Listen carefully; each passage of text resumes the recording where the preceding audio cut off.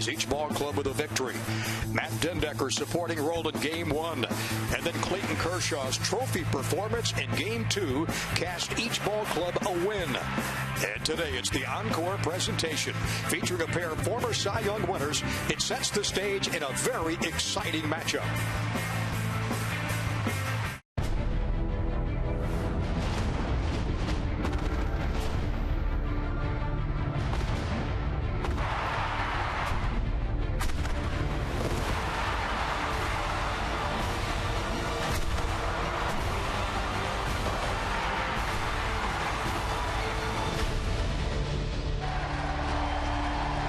It's a hot day at Nationals Park. A packed house going to be on hand today. Already more than 80,000 fans for the first couple of games of the series. And today's Star Wars Day here at Nats Park. All the Star Wars characters are here. The fans enjoying them all afternoon long. And we're set to play baseball. This is the rubber match between the Nationals and the Los Angeles Dodgers. Johnny Holiday, FP Santangelo, Bob Carpenter taking the weekend off. You think yesterday was a good pitching matchup? How about today? Greinke against Max Scherzer. Premier pitching matchup in baseball. Two NL Cy Young candidates going at it. What a wonderful atmosphere here at Nats Park right now with Star Wars Day and these two guys going on the mound, just electric at the ballpark. But how about Zach Greinke? 35 2/3 scoreless inning streak. Clayton Kershaw had 41 in 2014. And of course, Earl Hershiser 59 scoreless in 1988. And how about Max Scherzer? Last 6 starts, 53 strikeouts, folks. Just 1 walk. 2 of the best in the game. We can't wait for this one to get going. Good day to watch, not a good day to hit. Yeah, great day to be here at the ballpark, and a great to be amassing Bryce Harper with that 2-run shot yesterday off Kenley Jansen. He's got 14 home runs in 31 day games this season. 14 of his 27. We'll be back. We'll meet the starting lineups as the Nats and Dodgers go at it, and one club's going to win this series. A couple of all-star pitchers of the mound facing each other this afternoon.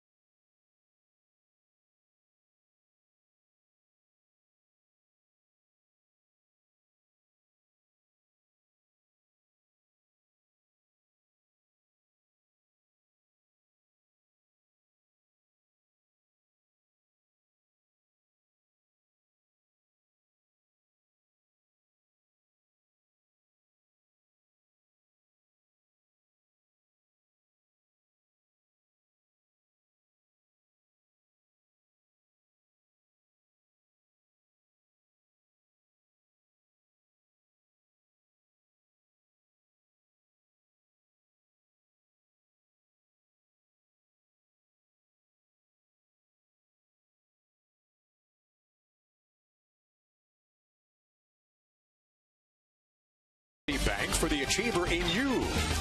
By your local BMW centers. And by USAA, proudly serving the needs of the military community for over 90 years. Terrific afternoon for baseball at Nationals Park. Max Scherzer matched up against Zach Greinke this afternoon. You talk about a hot day, 95 degrees the temperature, but it feels like it's 105. And if you're in those Star Wars outfits, it probably feels like 125. Another packed house on hand today. Let's check the Dodgers lineup this afternoon as each team has won a ball game. Jock Peterson leads it off for the Dodgers. Howie Kendrick hitting second. With a hard-hitting and always dangerous Adrian Gonzalez at first base. He'll hit third. Andre Ethier in left in the cleanup spot. Yasmani Grandal, the catcher. Then Puig and Callaspo, Jimmy Rollins, and Zach Greinke. Kendrick last 18 games at .342 batting average. And Max Scherzer on the hill today for Washington. Check out the high stirrups for Max Scherzer today. A new look, but last time out he capped off an amazing first half of the season with 8 2/3. And the Nats 3-2 win at Baltimore. Gave up just 2 runs on 4 hits. Struck out 7 O's through 115 pitches. Fastball averaged 94 miles an hour. Opponents hitting 185 against Max Scherzer. And the guy he'll face to step in to start this ball game, Jock Peterson's got 20 home runs, second most ever for a rookie before the All-Star break. He and Gonzalez both have 20 round trippers this year. If I'm going to go keys to the game today, I'm going to say it's the heat. Yeah. And Max Scherzer's a guy that trains in this heat, runs in this heat. We were in Tampa and they were playing the Rays, and he was out running in 97-degree heat. We've seen West Coast teams come here that are not used to this humidity wilt. So I think the heat is a Nats' best friend today against Zach Greinke. And the first pitch of the ball game in there for a strike from Max Scherzer, 10-7 with a 2.11 earned run average, third best in the National League. And quickly Max wasting no time, and he's ahead in the count 0-2. Pretty heavy workload for Scherzer in the first half of the season, FP, as the guys working the game today: Bill Miller, Doug Eddings, Jim Wolf, and Adrian Peterson. Max with 3 complete games. And how about that? Didn't take long to set down Peterson with his first strikeout of the game. And that's how this one starts, folks. A strikeout from Max Scherzer. You might see a few more of these today, because he's got that 7th and 8th inning thing going on here in the first. You saw the way he walked off the mound after striking out Jock Peterson. And when you're going up against a team like the Dodgers, a first-place ball club, and Zach Greinke, you're thinking you're going to see playoff-style Max Scherzer here today. Howie Kendrick steps in to face the offerings of Max. Kendrick leads the ball club with 99 hits, a couple of more than Adrian Gonzalez has. Peterson has been struck out. He has thrown 5 straight strikes to start this game, or 4 of the 5 pitches to start the game.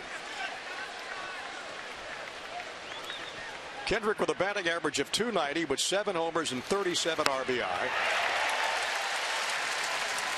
And Max with 89 on the gun on that pitch. Wow.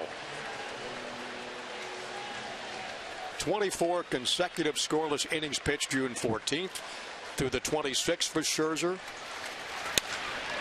And there's a line drive to right field, a base hit for Howie Kendrick.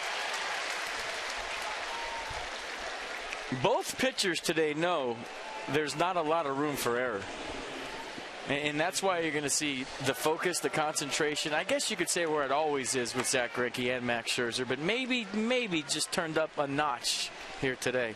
I mean, these are the matchups you see once every 2 or 3 years, folks. This is what it's all about. If you don't like this matchup, you don't like baseball, period. Can't help you. Yeah.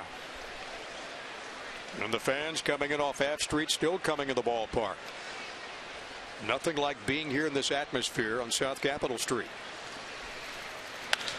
Gonzalez with a base hit to right. Back-to-back singles by Howie Kendrick and Adrian Gonzalez. The Dodgers got something going early.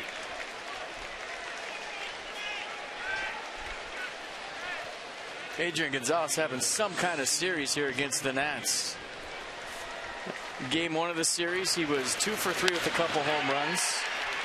Yesterday in game 2, he was 3 for 4 with a double, and he starts this one off with a single. So 6 hits and counting in this 3-game set. And it leads the ball club in about 5 different categories. In this series, a .750 average. Wow. So the Dodgers with somebody down there in scoring position now, with Kendrick at second, Gonzalez at first. There's one away. Scherzer retires Jock Peterson on 3 pitches to start the ball game. And this is Andre Ethier, the Dodger left fielder. In there for a strike, you can hear Bill Miller shout it out. Is that Bill Miller or Darth Vader? Well, it's not Yoda, I'll tell you that.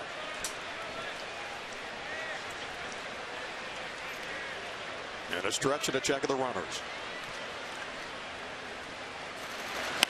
And a swing and a miss. 95. I mean, ideally, when the heat index is 105, if you're Max Scherzer, you'd like to settle into this ball game. But with runners on first and second, one out here in the top of the first, he's having to really redline early. Ideally, he'd like to save those pitches for later in the game, but he's having to go to them right now, right here, early. And ahead in the count, no balls, 2 strikes to Ethier. Grandal on deck, the Dodger catcher, then Puig, the LA right fielder. Last start against Baltimore, just 1 out shy of his 4th complete game for Max Scherzer. That's fouled back out of play. So the defense behind Max Scherzer today, Matt Dendecker getting the start. Yesterday's hero on left, Taylor Harper the outfield, Desmond Escobar, Espinosa Robinson, and Wilson Ramos behind the plate. Dodgers 52-40. They lead the Giants by 3.5. They won 5 of their last 7 ball games. And the 0-2 pitch. Just missed high. Ethier on base safely 10 of his last 12 games.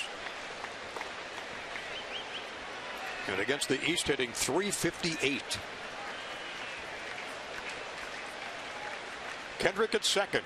Adrian Gonzalez at first. 1 away. Touching ball foul. Down the right side.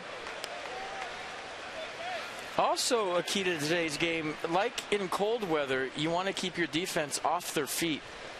Meaning, if you can have efficient, quick innings, now your hitters who are playing defense don't get tired standing out there too long.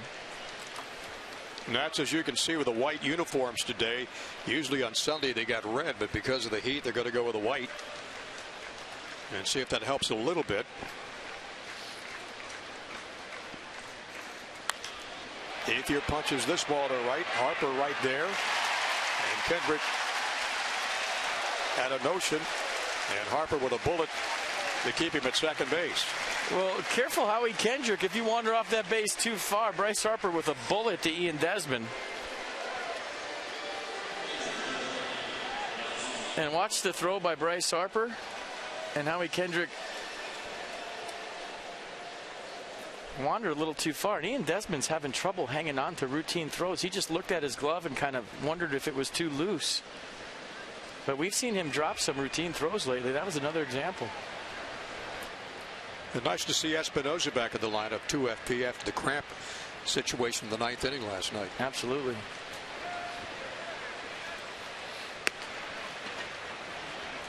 Dodger catcher Yasmani Grandal up for the first time.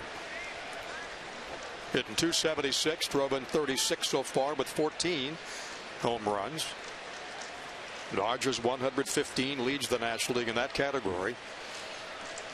And the pitch from Max Scherzer, that's outside.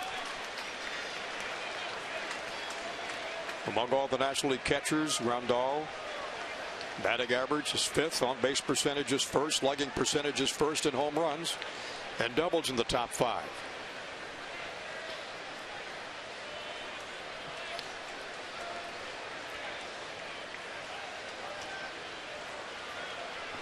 Well, the Dodgers threatening here in the top of the first.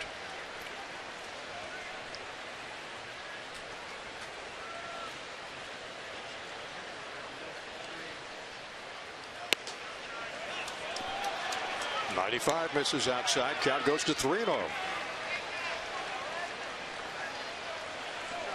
See if Don Mattingly turns Grandal loose here in a 3-0 count in the first inning. Yasiel Puig waiting.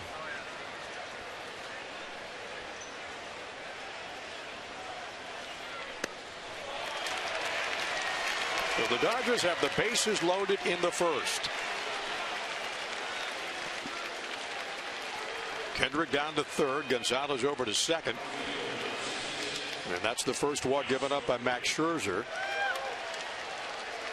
I don't know if that was an unintentional intentional. Obviously, you don't want to put another runner in scoring position. But once you fall behind a guy like Grandal, who's left-handed with 14 home runs. Maybe Max Scherzer likes his stuff versus Yasiel Puig. We talked about the last 6 starts, 53 strikeouts versus just 1 walk. So he's not afraid to pitch with the bases loaded.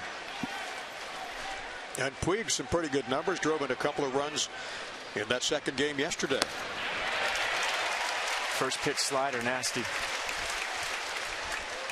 Puig getting 274, 11 doubles, a couple of triples, 4 homers, 16 RBIs, and 17 runs in 45 games for the Dodgers.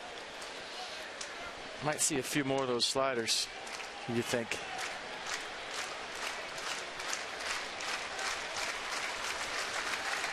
And nowhere to put Puig.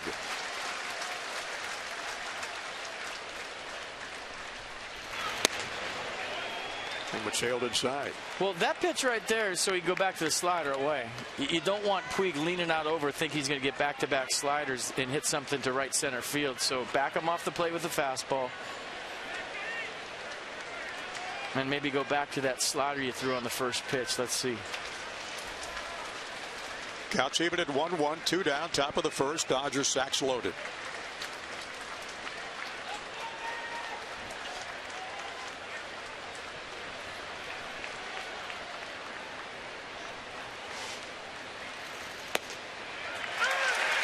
He went with the slider, it backed up. He wanted that down the way. It kind of spun in there.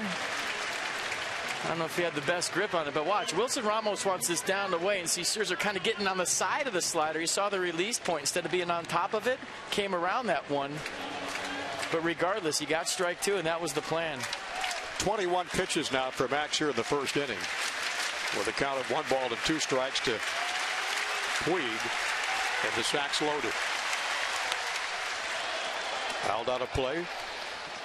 Same pitch. Yeah, same pitch. He wanted that down the way, kind of spun out of his hand again and backed up again.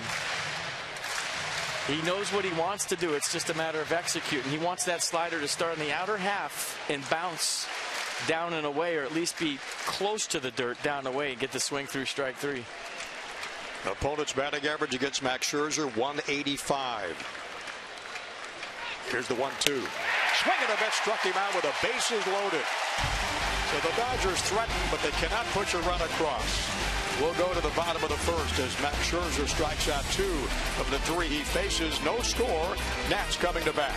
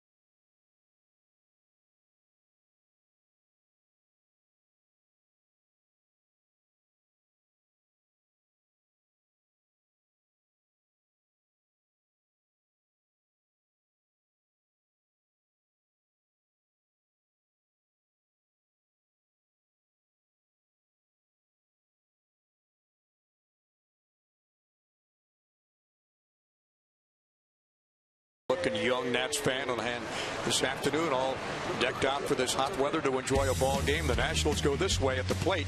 Hidel Escobar leads it off. Switch hitting Danny Espinosa will hit second, then Bryce Harper. Clint Robinson down at first in the cleanup spot. Ramos. Matt Dendecker with that dramatic home run yesterday to win the first game. Then Ian Desmond will follow. Michael A. Taylor hits 8, and Max Scherzer on the mound. Last 13 for Danny, 271 average with 6 driven in, and Jack Greinke heads for the hill for the Dodgers. The last start was in Tuesday's All-Star game for the National League. He allowed 1 run on 1 hit in 2 innings, struck out 4. and issued 1 walk. His last start during the season before the break was against the Phillies, where he went 8 scoreless, gave up 1 hit, struck out 8, walked nobody, 94 pitches, 35 2/3 innings scoreless streak and counting for Zach Greinke. That's 4th all-time in Dodger history. He will face Yadiel Escobar to get the Nationals bottom of the 1st underway, 4th in the National League with a batting average of .322 and 29 RBIs. More Escobar, and then Espinosa, then Bryce Harper with that number 27 home run last night. And Greinke delivers, and good take by Escobar. But when you talk about Zach Greinke's success this year, everybody pointing toward the power changeup.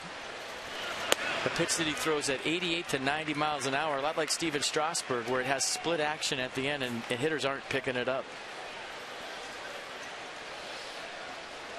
Greinke at 8-2, the 1.39 leads all of Major League Baseball with the lowest earned run average. Bouncing ball is short. Rollins over behind the bag across to first, and there's 1 away. So Clayton Kershaw had a 41-inning scoreless streak in 2014. Don Drysdale 58 in 1968, and that guy right there, Orel Hershiser, 59-inning scoreless streak in 1988. And one of the best teammates you could ever possibly have, and one of the nicest men in baseball. He's the best.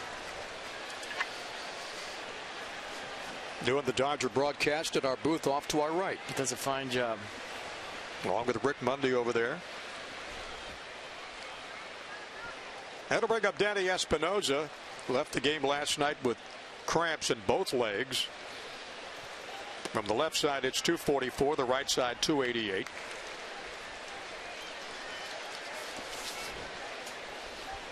"36-inning scoreless streak for Greinke.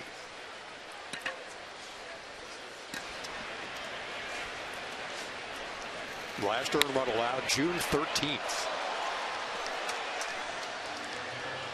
Both these guys Cy Young winners, both these guys all-stars, and both in contention for the Cy Young this year.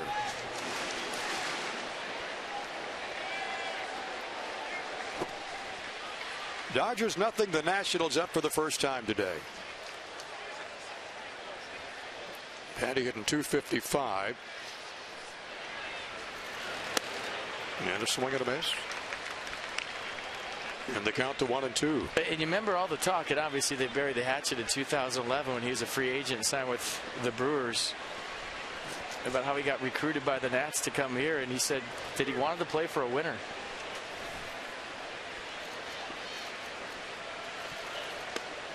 What if he rethought that comment? No, he's good. He's fine right where he's at. And Greinke gets his first strikeout of the afternoon.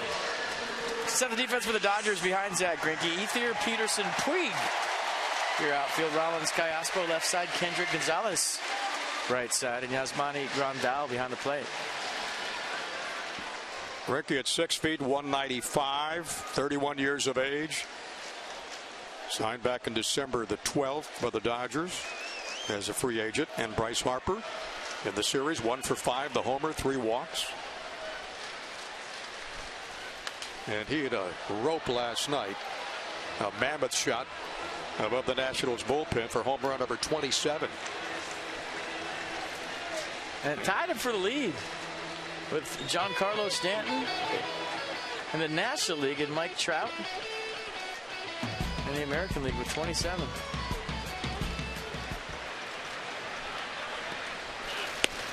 And it was Mike Trout that homered off Greinke in the All-Star game.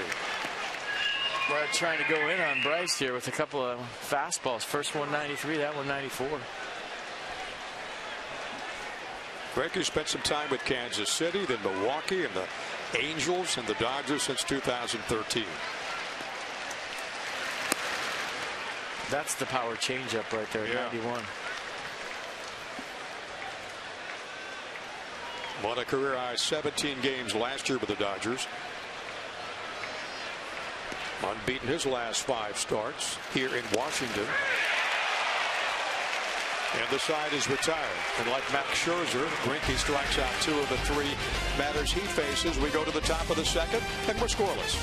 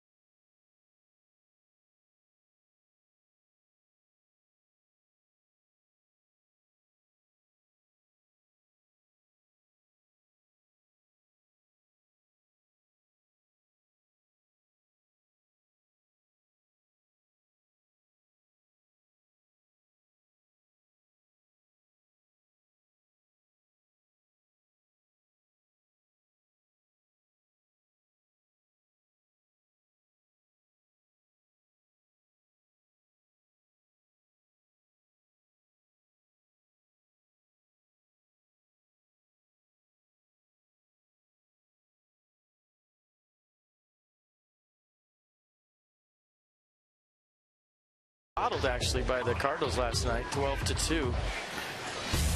Matt Harvey tomorrow, Jacob deGrom in Game 2, and Noah Syndergaard in Game 3. So be at the ballpark for that one. Go to Nationals.com to get your tickets right now. That's going to be another good series coming up. How about the Nats? They're facing Clayton Kershaw, Zach Greinke, Matt Harvey, Jacob deGrom, and Noah Syndergaard in 5 straight games. Wow. Who made that schedule up? It's big leagues. That's how it goes. Game notes. Max Scherzer likes day games. 1.66 ERA, and look at the opponent's average. And that's all I could get to, because Max Scherzer is ready to go. And Zach Greinke, check it out. This season, 1.39 ERA, pre-All-Star break. Number 2, Don Drysdale in 1968 with a 1.37 ERA. And the Dodger third baseman Alberto Callaspo up for the first time.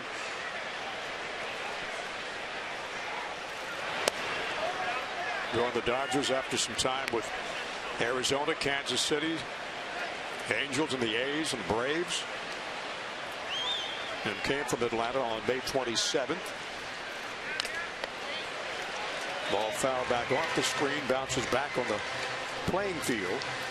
Count is 2 balls and 2 strikes with Rollins on deck, then Zach Greinke.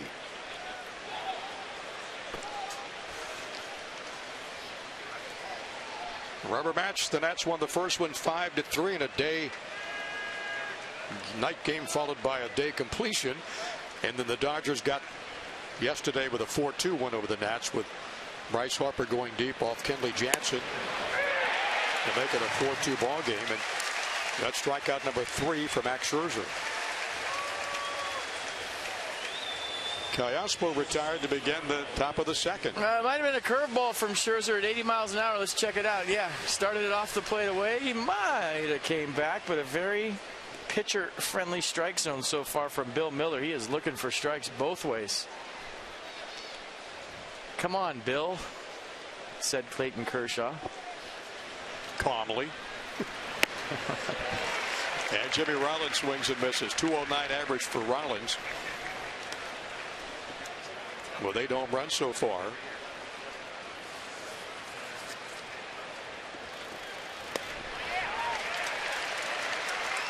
Dodgers got a little fortress going in their dugout right now. They got a tent going. Check it out with the towels.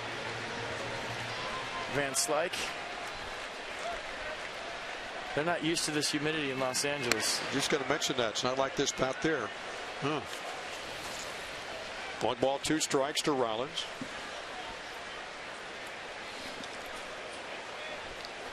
Scott Van Slyke's got it figured out. Bouncing ball to Espinoza, takes it off the bounce and throws it on to Robinson for the second out. Danny Espinoza has been as good as anybody at second base defensively. I mean, he's making really hard plays look easy. You see, he got an in-between hop. He gave with it. And most guys can make that play. But now comes the throw. And most second basemen backing away in short center field don't have the arm to be able to set themselves and make a strong throw on the money.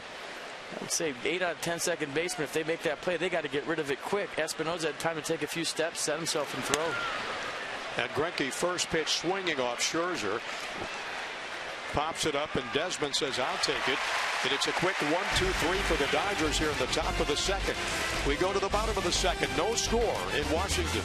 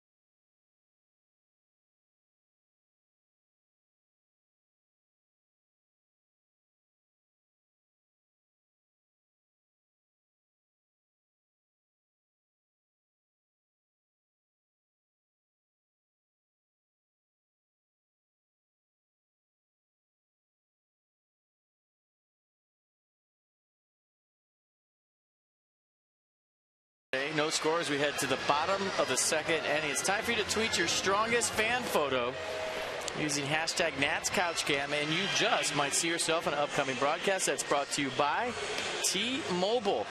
Hashtag NatsCouchCam. Clint Robinson leads it off for the Nationals at the bottom of the second. 1 for 6 in this homestand. And you talk about a feel-good story in baseball. It's one involving Clint Robinson. Wasn't even on the roster when the regular season, or it was when the regular season began, but when he went to spring training, a non-roster invitee.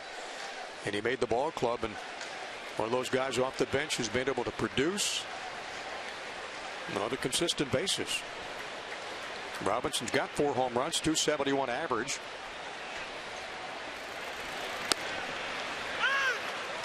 And takes a strike from Zach Greinke. 5 starts against the Nationals. Greinke is 3-1 with a 2.22. The last earned run he allowed back on June the 13th.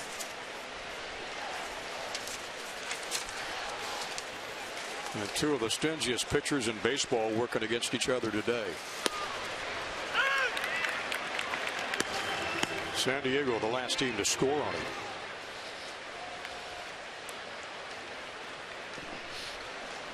.3-0 his last 5 starts. No runs given up.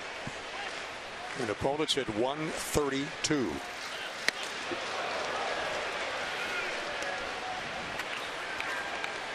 Well, the count's 2-2. 2-2 now for Clint Robinson with Ramos on deck and then Matt Dendecker.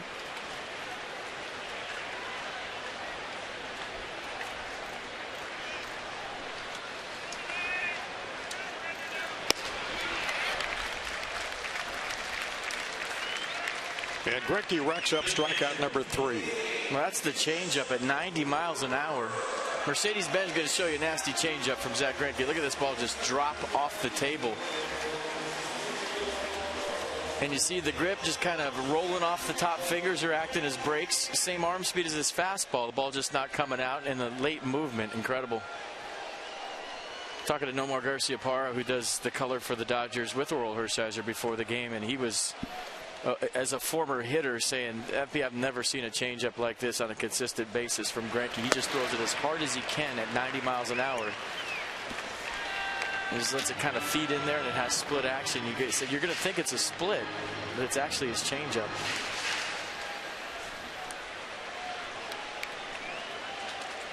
Wilson Ramos 0 for 4 in the homestand so far. And then I said, Nomar, what do you know about hitting? And his reply was, excuse me? Yeah, exactly. Yeah. Who's asking the question? They have good former players as their color analysts in LA.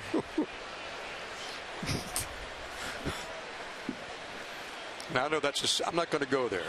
That's a perfect setup. I went there myself. And we've got one right here next to me.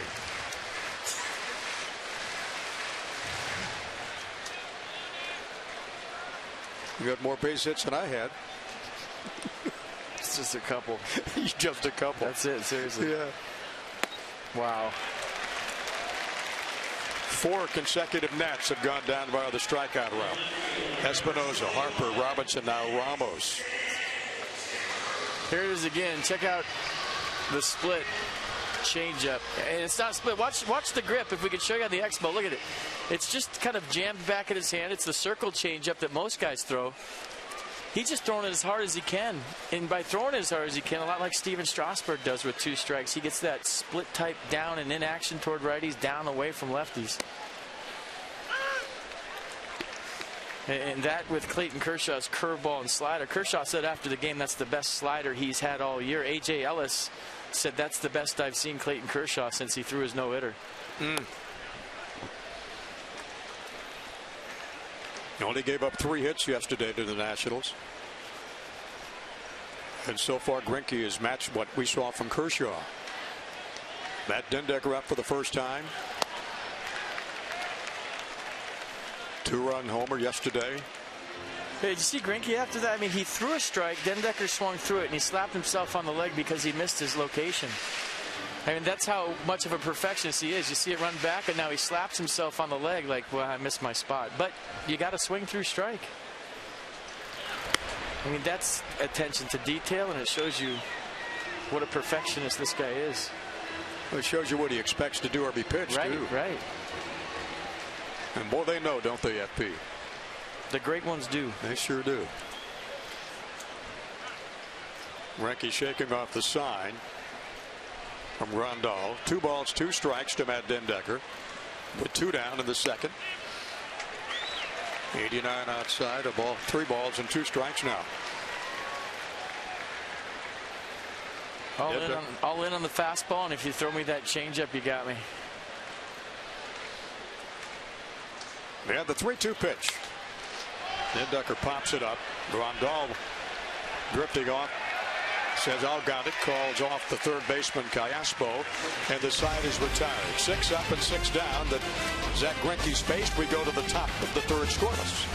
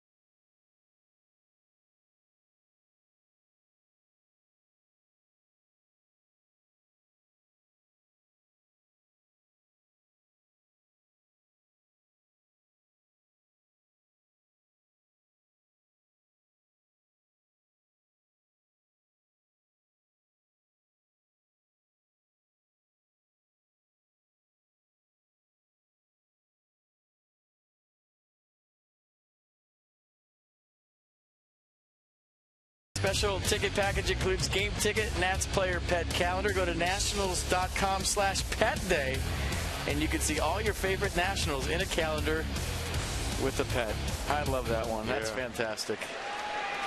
And then there's Jason Worth Chia Pet Day, too. Just a reminder, as you enjoy a cold one, look forward to Miller Time later in today's game. That's brought to you by Miller Lite. Kind of like all Jason all the time, huh?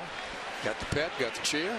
That was a huge horse. I didn't know Jason had horses. Very large dog. I think it was a poodle. Chihuahua, maybe? Yeah. If it is, they're both overweight. Jock Peterson back to the Dodger top of the lineup, and Howie Kendrick. Adrian Gonzalez. As Max Scherzer works in the top half of the third.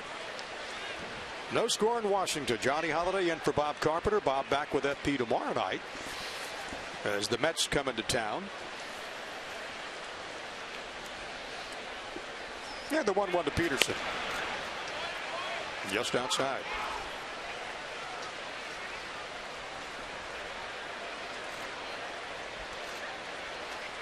Well, the Dodgers playing some very, very tight ball games. 4 of the last 5 decided by 2 runs or less.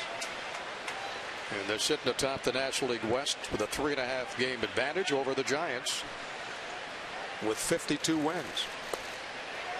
Check swing. That's in there for strike. 85. So he falls behind 3-1, a lot like Zach Greinke. Goes to a nasty changeup right there at 85. Jock Peterson all in on the fastball. Got a change. Good pitch by Scherzer.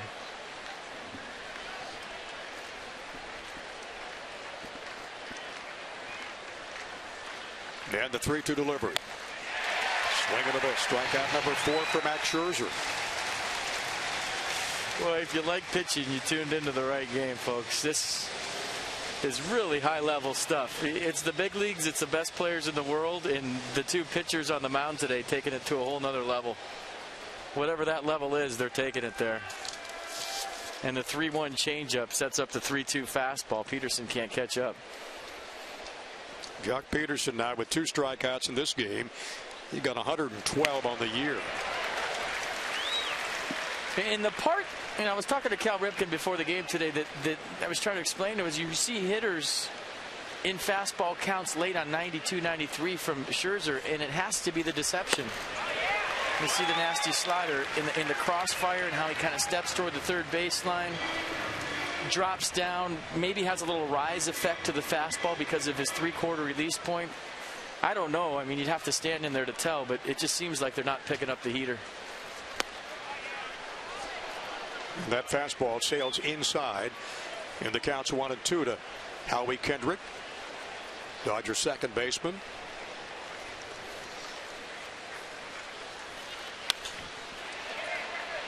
Bouncing ball to Espinoza on to Robinson, and 2 up and 2 down. And that's not an easy play that he just made look simple. I don't think he gets enough credit. Do you think, FP, playing second, but wherever he plays defensively? Baseball people know that he's one of the best defensive second basemen in baseball. There's no doubt about it. Yeah, he's played some first, some second, some short, some third.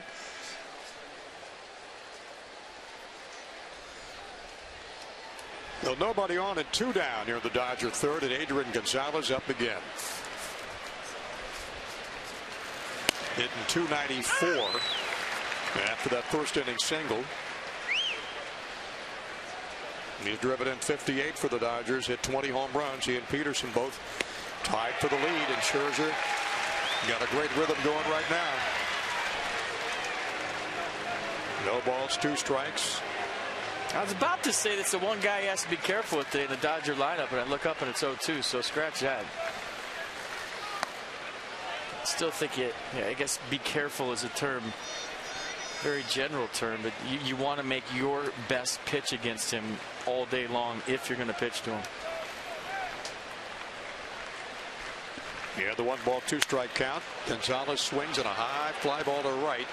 That sails up, foul.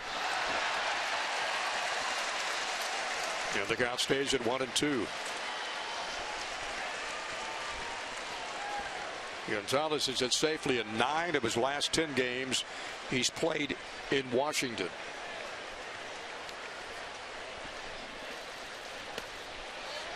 That works out to 359 batting average, 4 RBIs, couple of homers, 7 runs scored. And he's 1 for 1 in this game. Here's the 2-2 pitch.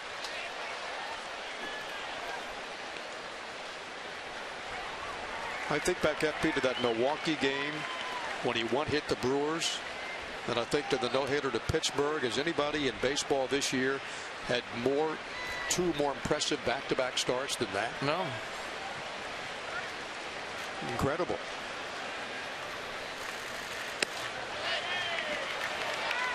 And he's being very careful with Adrian Gonzalez.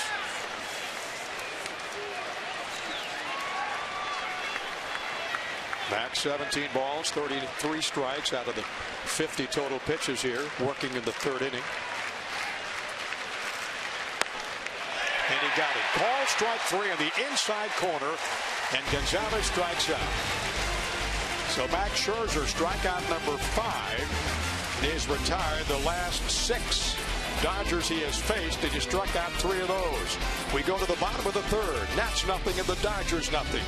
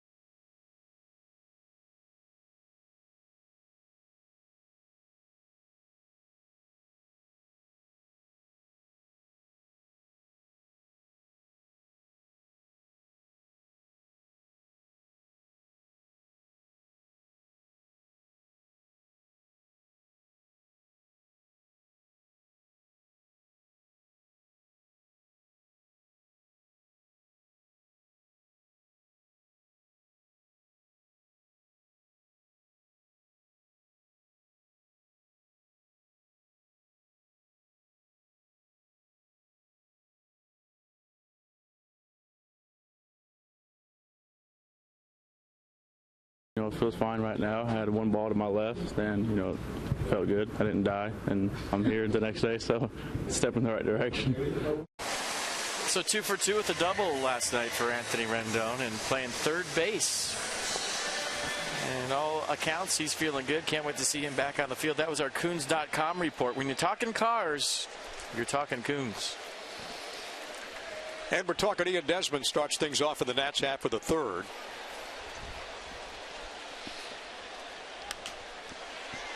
As he pops it up. Grandal back right in front of the wall and hauls it in for the out. Nice play. Yasmani Grandal on the road in a ballpark that he plays 3 games in a year. Negotiated it like it was Dodger Stadium. Watch this. So those bricks back there aren't friendly. I don't care if you have catcher's gear on or not, but watch Grandal. No fear. Right to where that gate is on the end of the Nats dugout. And the camera well makes a really nice play. Michael A. Taylor facing Greinke for the first time. Then Max Scherzer will follow.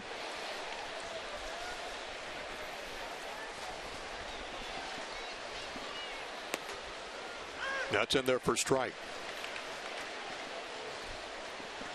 Michael in the series 0 for 8 with a run scored.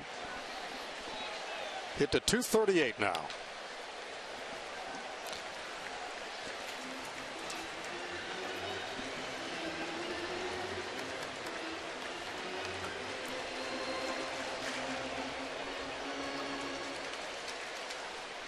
Well, Greinke's scoreless streak now has gone to 37 2/3 innings.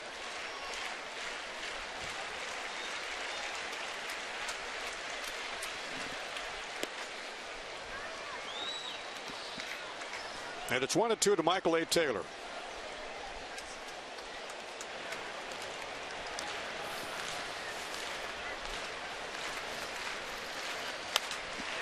And he gets the Nationals' first base hit of the ball game.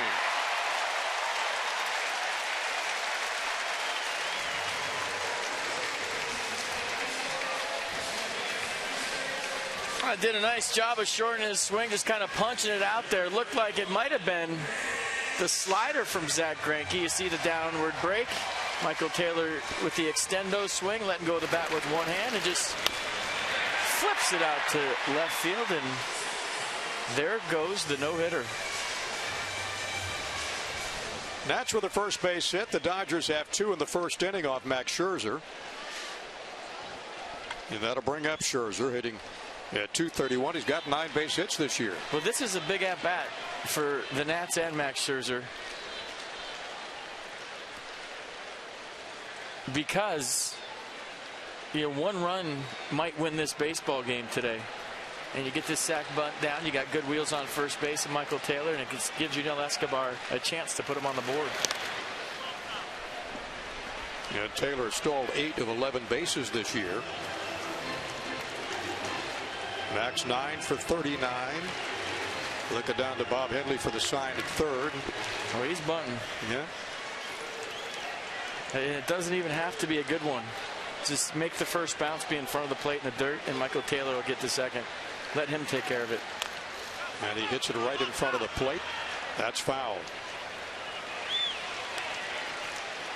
Well, Max hanging in there. No balls, 2 strikes.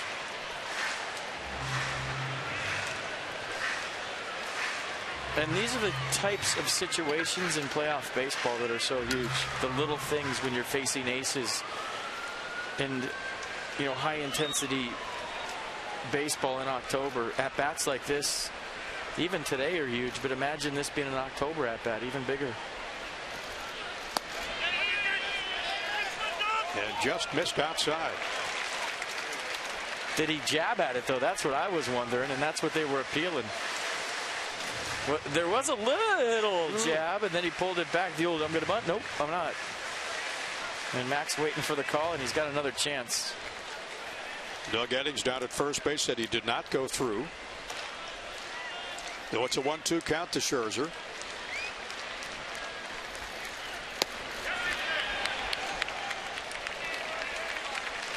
And Max retired.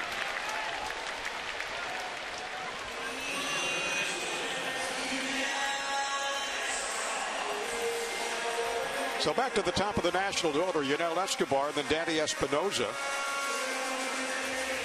with Michael A. Taylor down still at first base.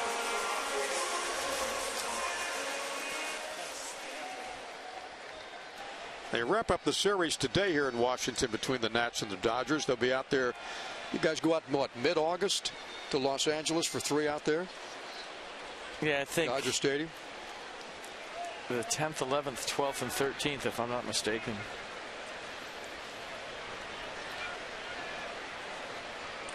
Escobar grounded out to Rollins his first time up, and a soft toe to throw to first to make sure Rollins isn't going to go anywhere. There's this a new invention on the iPhone. It's called a downloadable schedule, Johnny. Oh, and you just push the button? Put the button in. It's right in your calendar. What'd you come up with?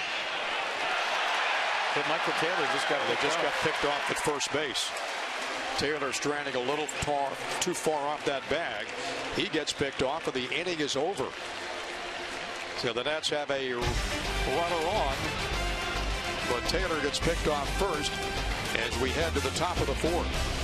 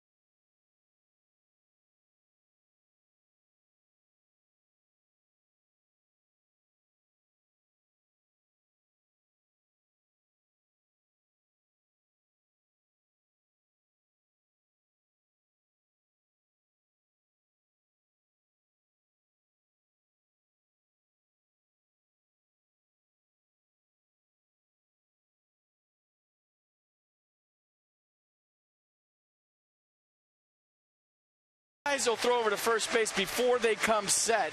You call it on your way up or while the ball's in their hand. And guys are aware of this, but watch Greinke. Ball's in his hands. He's not going to come set. Michael Taylor doing a good job. His eyes are right on Zach Greinke, so it's not like he put his head down. But watch Greinke kind of peek over his shoulder. And now with the ball in his hand, Taylor's thinking, well, he's going to come set first. No, he didn't come set. He just threw before he came set as Taylor was extending his lead with his right foot. So the weight was on his right foot towards second base. Greinke with a quick throw right on the money got him. And great camera work to show how he got picked off there. Great work with the guys with the cameras. Base runners at a premium in this game. That was a good pickoff move by Zach Greinke. And there's been only 4 in this game so far. 0-2-0 for the Dodgers, 0-1-0 for the Nationals. We go to the top of inning number 4 with Ethier, Grandal, and Puig to face Max Scherzer on a hot, sweltering day in our nation's capital. 95 at game time, felt like 105. And you can imagine what it's like down there in that field. Ethier came in hitting .280. Fouls that one down to the camera well to the right of the Nationals dugout. First time out, flying out to Bryce Harper in right.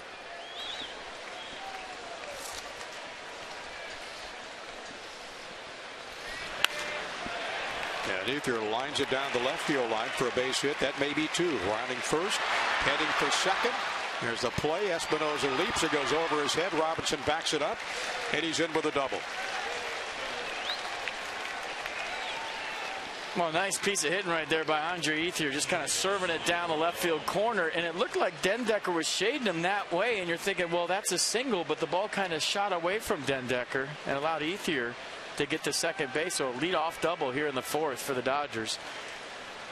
He stays back nice, just kind of serves it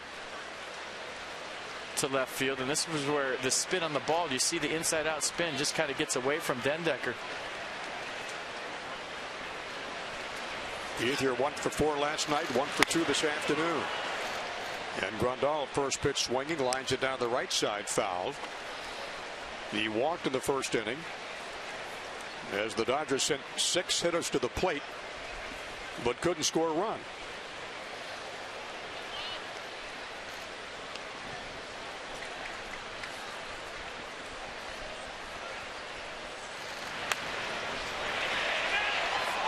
Max has got it back quickly to first, goes Robinson down to third. Nice work by Grandal to move the runner along.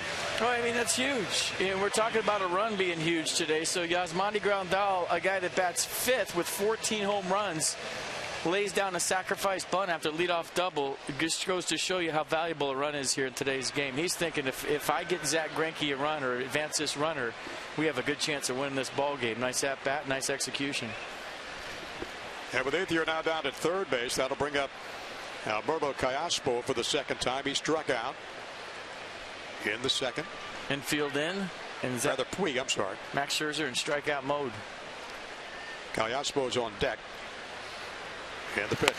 Swing and a miss. He jumped ahead of Puig the first time with 2 sliders, one down and away, one kind of backed up. Puig swung at the first one, took the second one, tried to get to that slider again, missed a few times, and then went 95 for strike 3. Gets strike 1 here with the first pitch fastball. And a check swing. Doug Eddings down at first base, said he didn't go through.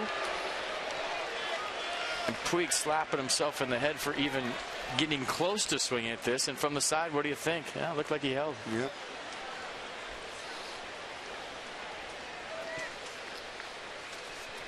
What away the Dodger 4th. And like in the first, the Dodgers threatening to score.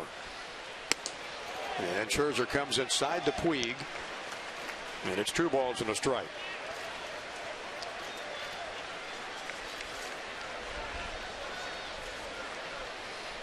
I'm watching Ethier at third base, and I don't know if the Dodgers are going contact play, meaning if the ball's on the ground, he's going. He doesn't have the biggest lead, and it's not very aggressive secondary once Scherzer starts. And the pitch, swing and a miss. And the count goes to 2-2. And as an infielder, you always peek at the runner on third right before the pitcher starts his motion to see if they are going contact play, and if I need to be in a hurry to home plate. And if you're watching Ethier out of the corner of your eye right now, you can actually give yourself a few more steps on defense and step back 1 or 2 steps, knowing that they're not going contact play. He's not going, not with that lead, and if he does, he's out by a mile. Infield playing in, 2-2 the count to Puig.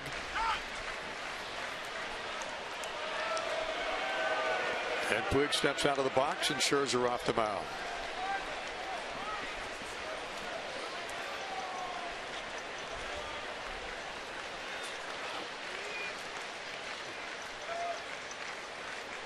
And the 2-2. Strikeout number 6. So Puig is down at a big out. Well, he struck him out with the fastball first time up, and he went 97 right here. Watch the react from Scherzer after he blows it by Puig. Watch him. Fired up. Get the ball back. Huge strikeout in this ball game. And he just challenged him. Some good old-fashioned country hardball right there. Threw it by Puig. And a huge out there in the 4th inning with Callaspo coming up now. He also struck out. His only time facing Max Scherzer. No, he's 0 for 1, swings and misses, and an 89. 0 for 1, struck out in the second, hitting .226 with a .308 on base percentage. Callaspo down at third today for the Dodgers, and Ethier on the base pass down at third, threatening to score. Pitch comes inside. And it's 1-1. 63 pitches so far for Scherzer, 60% fastballs, and 40% off speed.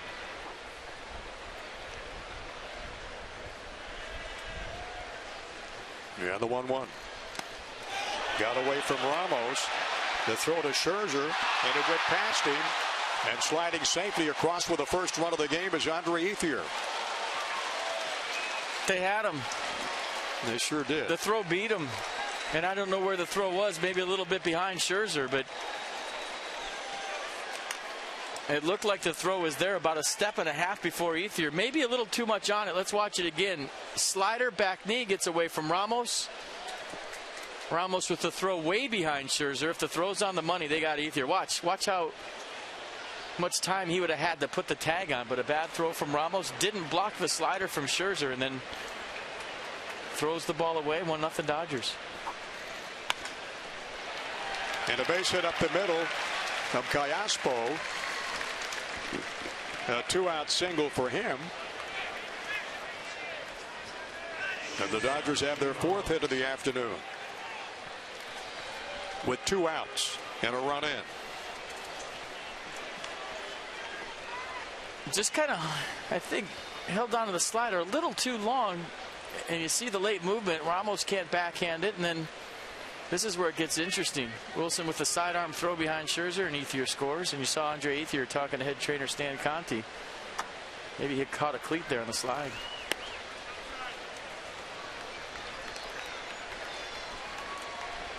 So Rollins up for the 2nd time. He grounded out the Danny Espinosa first time at the plate. Dodgers leading at 1-0.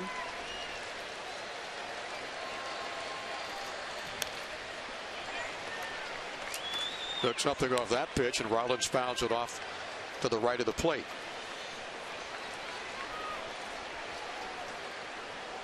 "23 pitches that first inning, and 10 and 18 and 16 so far.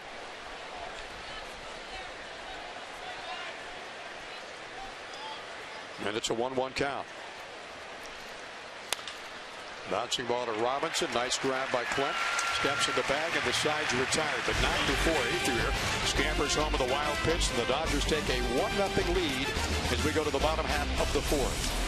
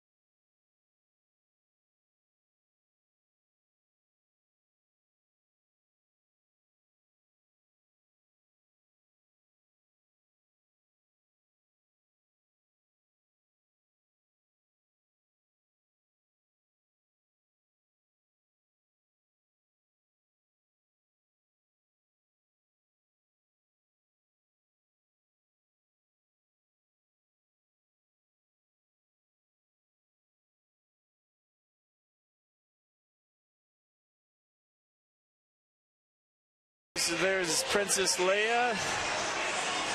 Teddy is Chewbacca or Jason Worth. And it looks like Taft is Boba Fett. By the way, this is all getting fed to me. I have no idea. I wish I could help you. And then there's George as Darth Maul. And then there's a lightsaber fight. Calvin Coolidge never looked better as a blonde. So many jokes that I can't say on TV right there. And then Boba Fett or Darth Maul or Princess Leia wins it by nose. All right. You held back very nicely. I did. Very nicely. 1-4-0 for the Dodgers. 0-1-0 for the Nationals. As leading off here in the bottom of the 4th inning, it'll be Yunel Escobar. 4th in batting in the National League. Hitting .321 now,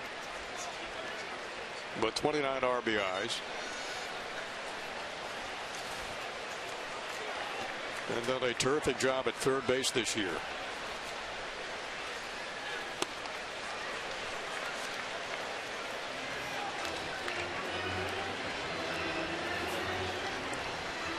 Escobar has hit safely in 7 of the 9 games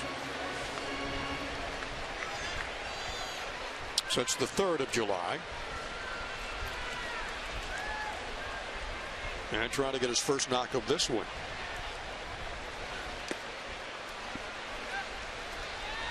Counts 1 ball to 2 strikes. Let's go deep inside the numbers. NL ERA leader Zach Greinke 1.35. Max Scherzer 2.12. AJ Burnett having a great year. Jacob deGrom will pitch for the Mets in the upcoming series. And Garrett Cole 2.30. Zach Greinke working in the 4th inning against the Nationals, giving up 1 hit thus far. It was Michael Taylor singled in the 3rd. And Escobar working the count even at 2-2.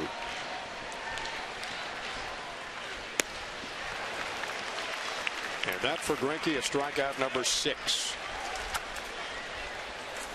His season high 9 against the Braves. That was May 27th.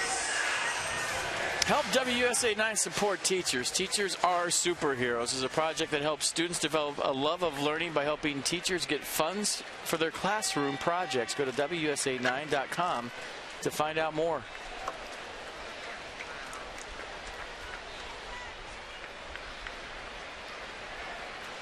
So Danny Espinosa up for the 2nd time. He struck out in the 1st inning.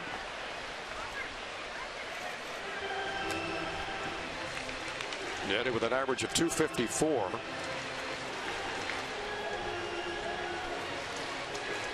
And from the left side, hitting 244.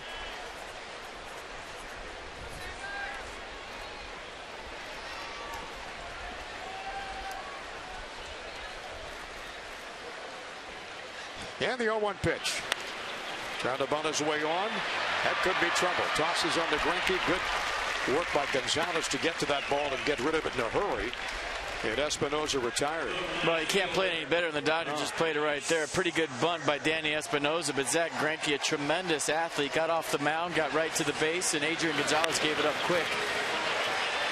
And we've seen that bunt work in the past for Espinosa, but once Gonzalez got it, it's about Zach Greinke beating Danny Espinosa to the base. That's all that play was about. Good wheels by Greinke, good awareness by him to get to the base. So Bryce Harper up for the 2nd time. He struck out in the 1st inning. Bryce with that mammoth 2-run homer yesterday afternoon. I'm just saying Greinke, Johnny, might go after Bryce right here, but in a 1-0 game with 27 home runs in the box, I don't know. No. Oh. And you look at Greinke, he knows he just got away with one. See, that's the danger. You have a game plan. You got a guy in the box that you want to execute the game plan, but he just left one out there for Bryce Harper, and he knows he got away with it. And there's probably always that tendency too, FP, if you want to, you're one of the best pitchers in the business, this guy one of the best hitters, let's see what you can do against me. But that goes away from his game plan. I'm just not taking a chance with this guy right here, right now. Sorry. He just hit one on the upper deck yesterday, his last at bat, and he might very well go after him, get him out. I'm just saying. Oh, let's see what happens. Count 2 balls and a strike, 2 down. In the Nats half of the 4th inning, 1-0 LA leading it. Nice take by Bryce inside, and it's 3-1. Robinson on deck, then Wilson Ramos to follow.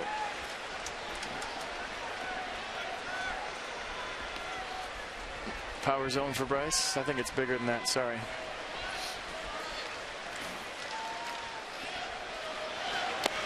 Yeah, that first swing scared him away from the rest of the at-bat. He wanted nothing to do with him after Bryce Harper swung at that 94 in. Well, Bryce gets the walk. But check out the sequence. Here it is. Zach Greinke versus Bryce Harper. It's the next pitch, I believe, that drew Bryce the walk right there. Fastball, belt high. Look at Greinke's reaction. Then you get a changeup. A curveball. And then another changeup. And wanted nothing to do with the strike zone. And for Zach Greinke, that's the first walk in 3 starts. And you could make the argument that it was intentional.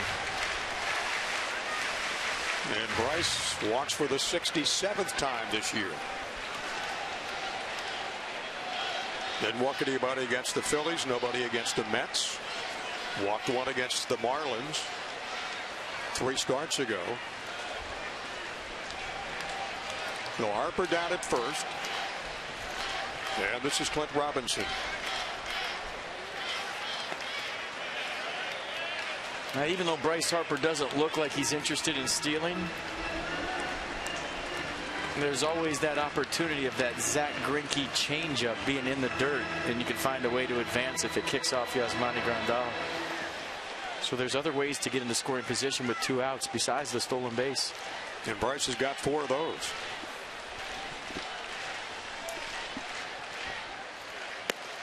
Robinson swings and misses. 90 in that fastball. 1 ball, 2 strikes. Greinke with 6 strikeouts and a walk. One of those victims was Robinson.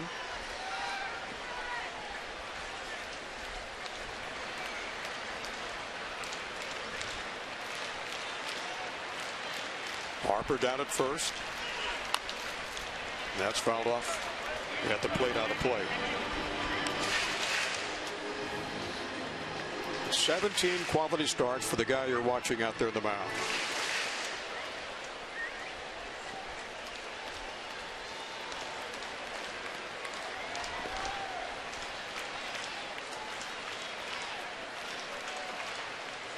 And once he got past that Mike Trout home run of the All-Star game, struck out 4 batters.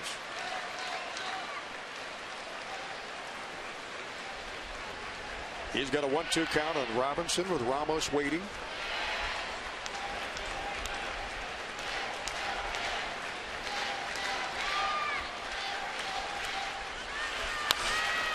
Bouncing ball. Harper leaps over it. But Kendrick makes the play and tosses on to Gonzalez. And Robinson retired 4-3. Top of the 5th coming up. 1-0 Los Angeles.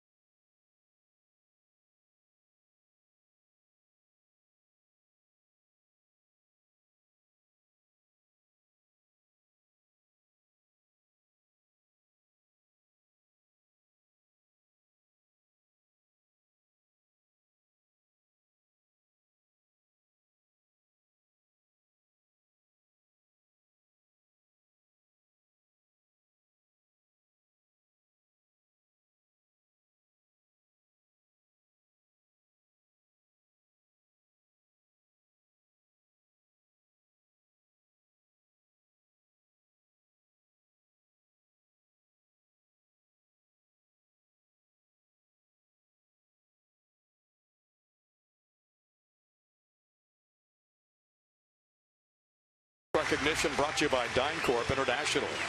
We serve today for a better tomorrow. And our hats off to those ladies and gentlemen here at the ballpark today. And as always, great scene to see the fans with a standing ovation, the players, the umpires, everybody applauding our servicemen and women for what they've done for our country. 1-4-0 for the Dodgers, 0-1-0 for the Nationals. We go to the top of inning number 5. As advertised, a heck of a good pitching matchup today. And say for the wild pitch, it'd be a scoreless ball game.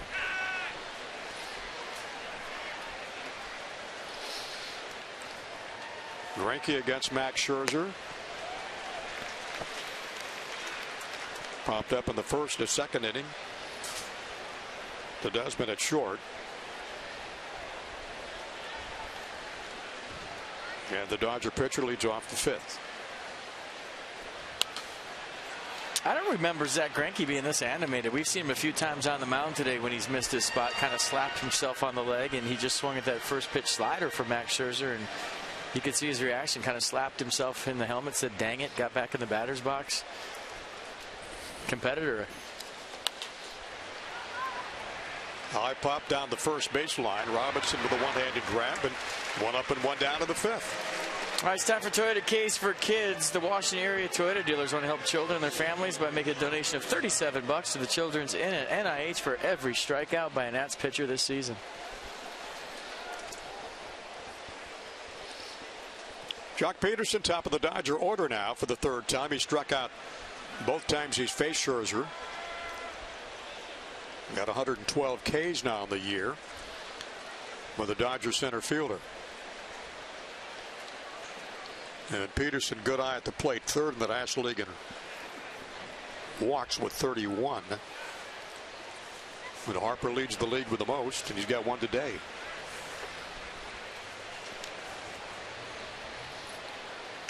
Over 50% of his plate appearances either end in a strikeout, a walk, or a homer.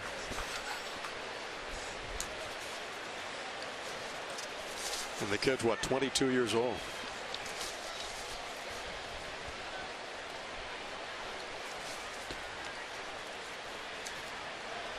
Dodgers have 10 guys, or 6 guys with 10+ home runs.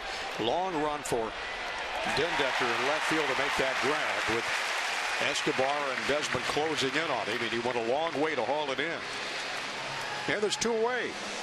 Nice play by Matt Dendecker. Had a long way to go for that baseball, and in traffic with Yunel Escobar and Ian Desmond all converging.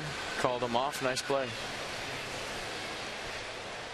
So with 2 away, Howie Kendrick comes up for the third time. He's 1 for 2.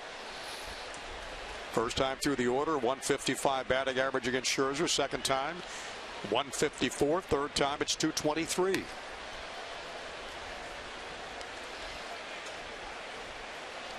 Kendrick with a single in the first inning.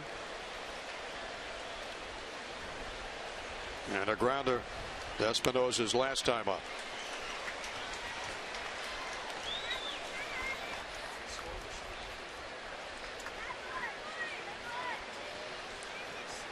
Counts 1 ball and a strike to Howie Kendrick.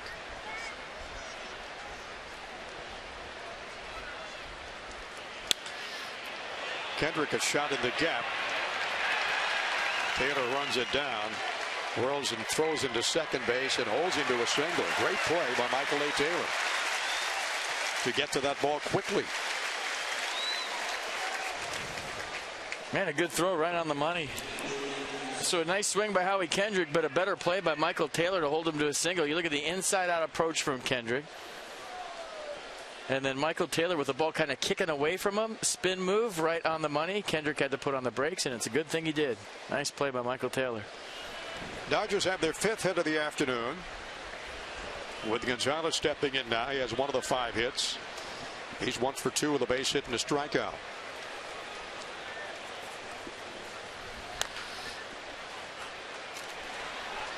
Nice grab by Gonzalez at the plate. Hands it off to Bill Miller. 20 home runs and 58 driven in for Adrian Gonzalez.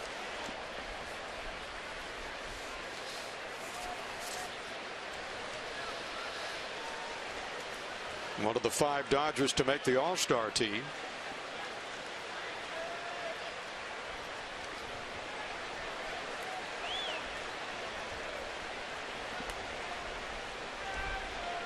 And loves hitting at Nationals Park. 9 of his last 10 games with base hits.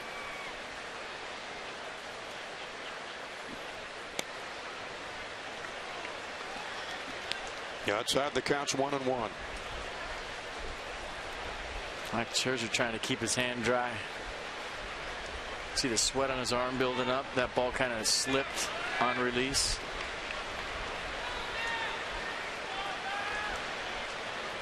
Max pitch count up now to 78.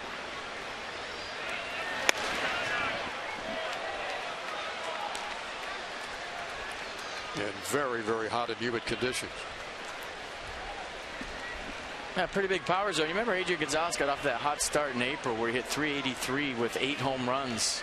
And he's starting to heat up again in July with 7 this month.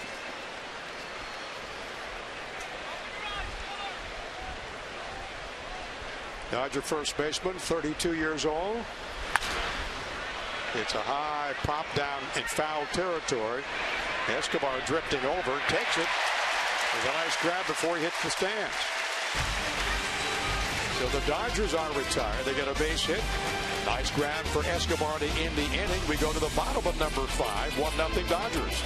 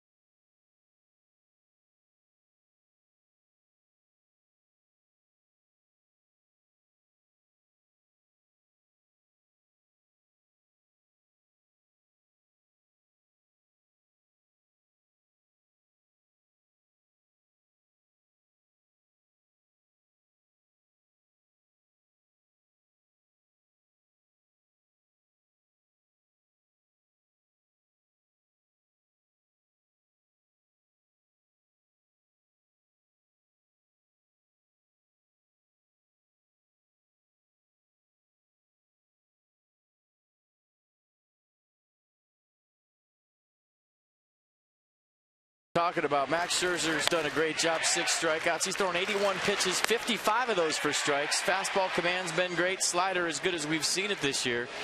And Zach Greinke a little more efficient, 53 pitches, 34 strikes. You see the run back fastball to Bryce Harper. The changeup from Greinke has been the difference in this game, and a wild pitch separates both teams as we go to the bottom of the 5th. 1-0 Dodgers.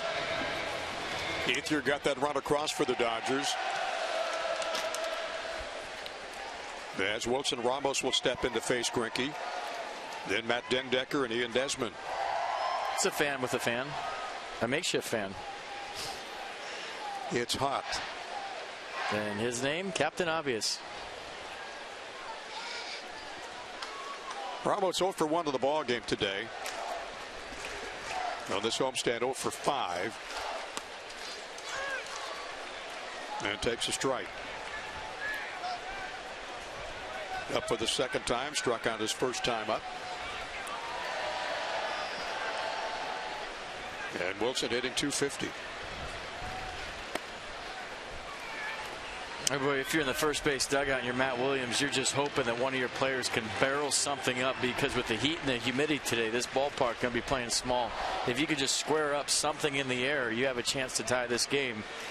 A lot easier said than done. Ramos bouncing ball to Kayaspo at third. Off to Gonzalez, 1 up and 1 down to the 5th. Ramos retired 5-3, and Matt Dendecker up for the second time. All right, there's a golf tournament, and it's hosted by Tiger Woods, and it's called the Quicken Loans National. That's July 28th through August 2nd at Robert Trent Jones Golf Club. For tickets, go to QLNational.com. Matt Dendecker popped out to the catcher his last time up.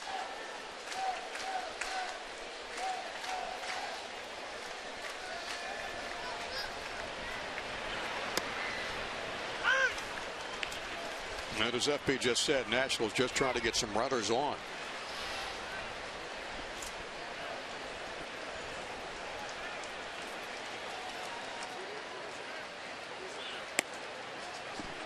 That fastball inside at 92. Well, Kershaw gave up 3 hits to Washington yesterday, and Greinke only one today.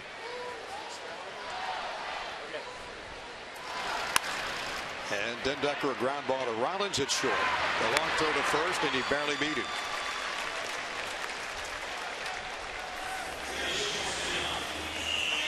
But you see Jimmy Rollins play shortstop over the years, especially for the Phillies. He's got that internal clock when he knows just when to get rid of it, how much to put on the throw, and it seems like he always gets everybody by just a step.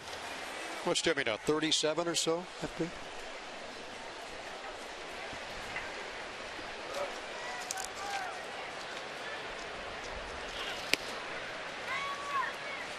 Desmond up for the third time, or the second time. Popped up to the catcher his last time up.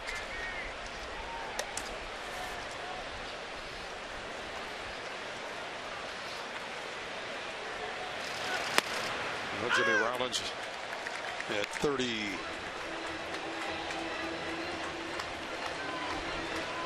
38. Yeah. Desmond 0 for 1. And we've got 2 down here in the 5th inning.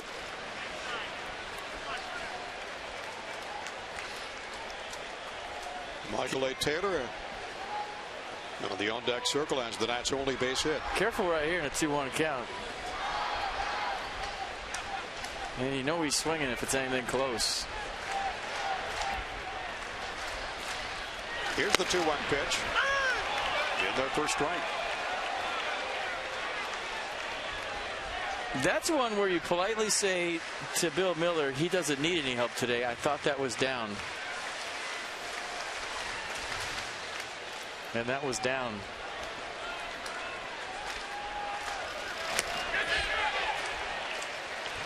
And Taylor, or Desmond is gone, but Michael A. Taylor waiting to come to the plate.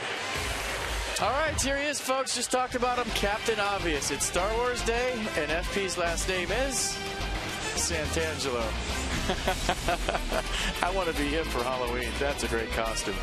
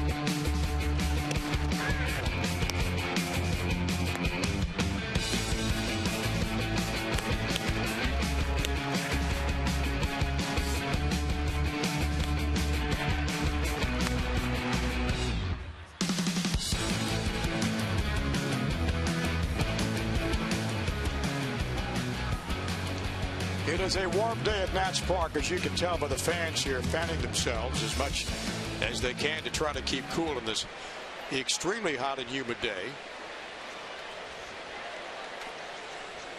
4 fans. Peterson 0 for 3. Kendrick's got 2 hits, 1 for Gonzalez, 1 for Ethier.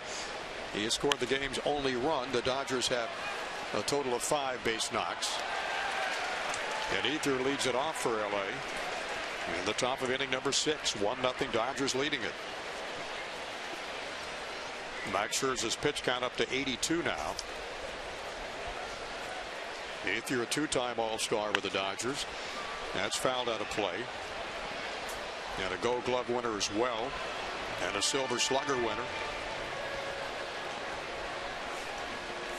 And against right-handed pitchers, he is number 9 all-time among the active players with a 304 career batting average.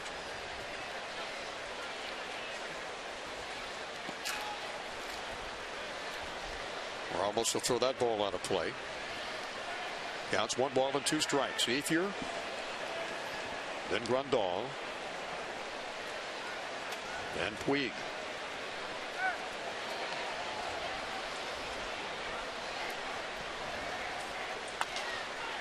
That's fouled out of play.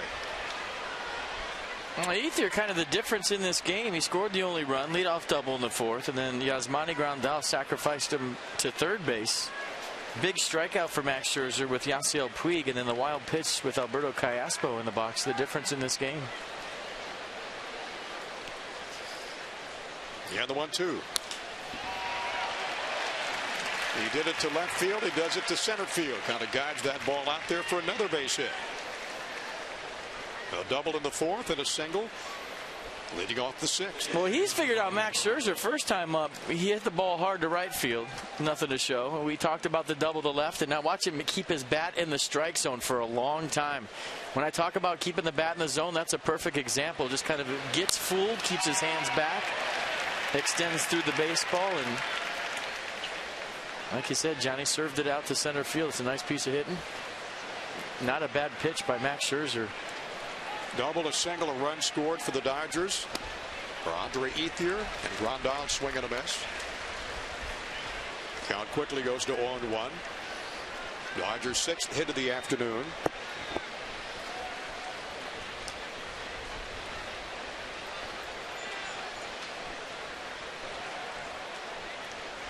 And a check of Ethier at first.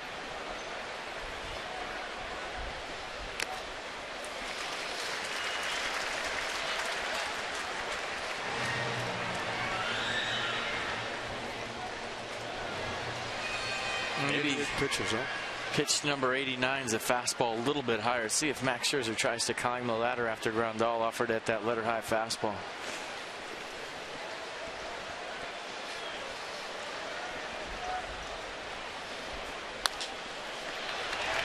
That's a bouncing ball into right field for a base hit. So back-to-back Dodgers singles with nobody down. Yasiel Puig will come up next, and Puig is 0 for 2. I decided to go with the slider, and even though Grandal was fooled, kept his hands back, used the hole created by Andre Ethier, and just hits a ground ball perfectly placed. Now runners at first and second for the Dodgers here in the 6th. And Puig taking a long look down at Lorenzo Bundy at third base. I don't think he's bunting here at 1-0. Let's see. Struck out a couple of times. That might have something to do with it. He's up in the box too.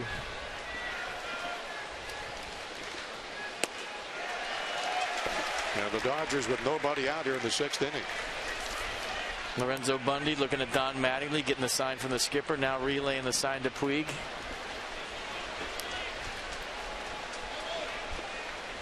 And I don't watch the Dodgers play enough to know if Yasiel Puig can bunt, but you would think after his first 2 at-bats that wouldn't be the worst play in the world.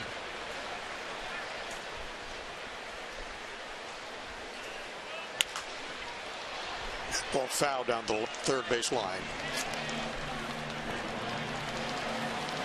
So Scherzer gets ahead in the count to Puig at no balls, 2 strikes. Dodgers 2 hits in the 1st inning, 2 more in the 4th, and 2 more base knocks here in the 6th.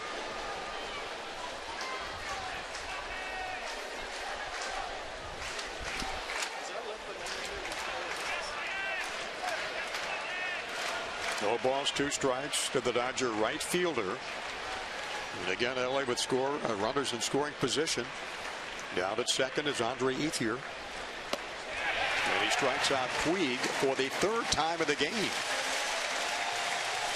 And that's strikeout number 7 for Max Scherzer. Well, I mean, just good thinking by Wilson Ramos and Max Scherzer. Yasiel Puig struck out his first 2 times up on fastballs. So what is he looking for right there? Another fastball, and he gets the slider, and that's the one that Max Scherzer was trying to throw to him the first time up for strike 3. Went to the fastball, struck him out. Went to the fastball in the 4th, struck him out, and now throws a nasty slider in the 6th for his 3rd straight strikeout. Got to bring up Alberto Callaspo, the 3rd baseman.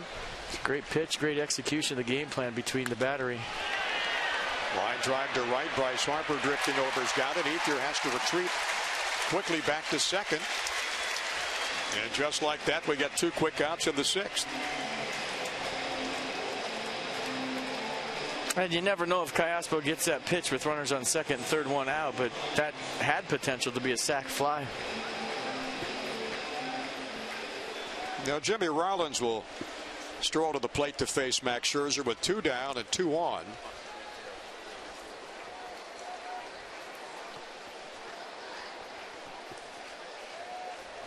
Back about 8 years ago, Jimmy Rollins, the National League's most valuable player, with the Phillies, a 3-time All-Star. And now with the Dodgers, first year after 15 seasons in Philadelphia.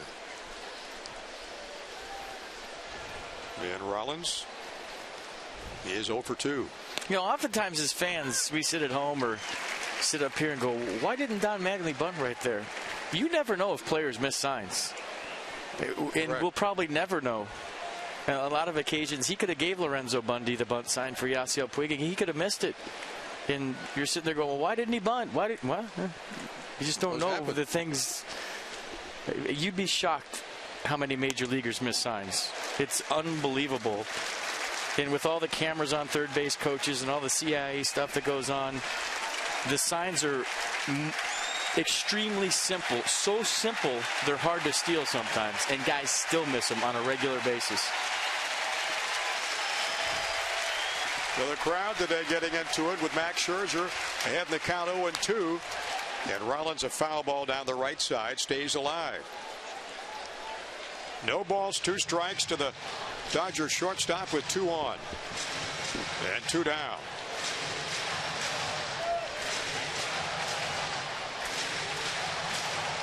He wants 2 runs.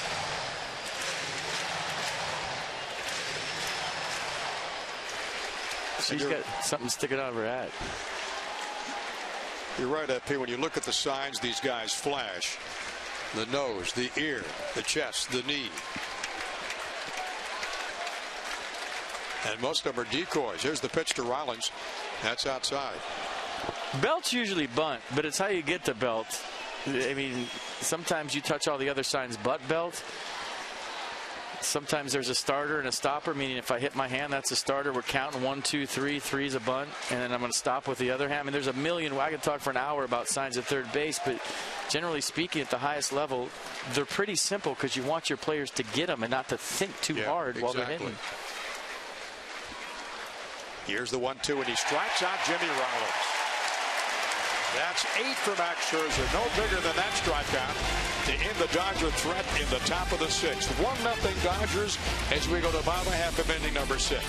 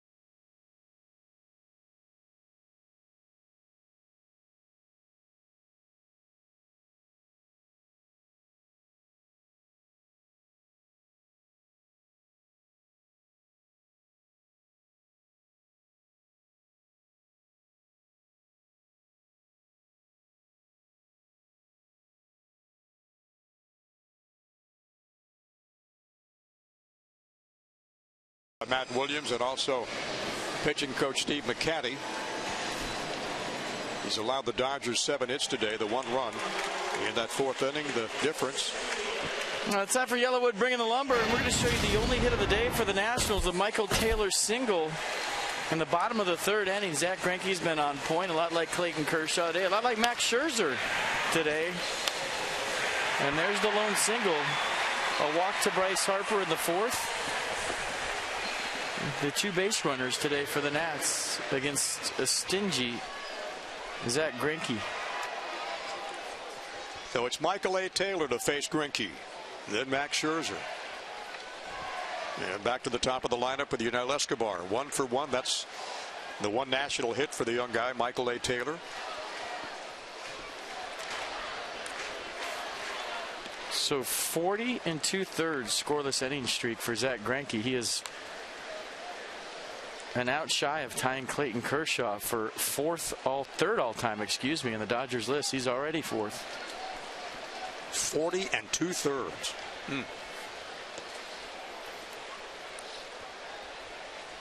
Got to go back more than a month.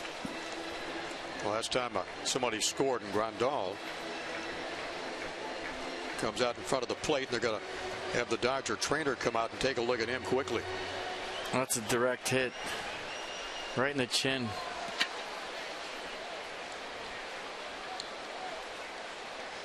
And you can see him pointing to the bottom of his chin there.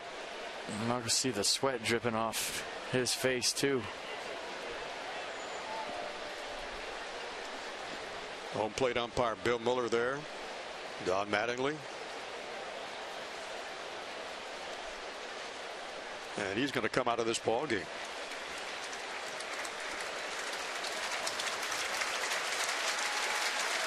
But he's pointing to his head. I mean, that's right on the button. That's just like a boxer getting punched on the chin, folks. I mean, it's the same thing. And you saw him pointing to his head. He's dizzy. He's queasy. And it got him square. Look at this direct hit right on the jaw. My goodness. Let's hope he's okay. That means A.J. Ellis will come in to catch. You know how you always tell where the baseball goes on how direct the hit is? If it's a glancing blow, the ball shoots into a dugout. It goes far away. That ball was sitting right at his feet. 90+ miles an hour. And that'll tell you how direct it hit him.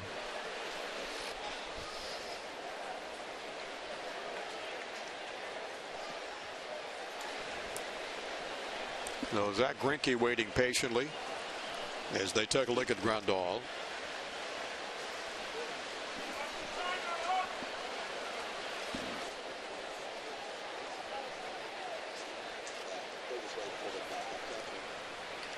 A.J. Ellis putting on the hardware to come out and catch Greinke.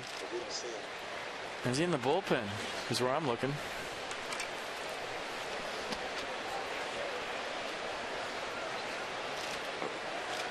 Sometimes you'll have your backup catcher in the bullpen, and if A.J. Ellis was down there, he's got to run all the way in the tunnel, put his gear on, and get out here. That could take a minute. There he is. Out the steps comes Ellis.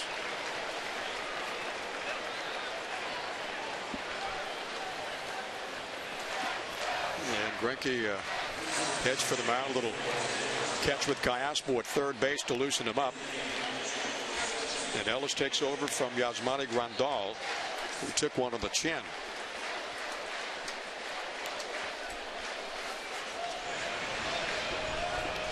And Felipe Rivero getting loose in the Nats bullpen. And Scherzer might be done, and you look who's on deck right now. That'll tell you the story too.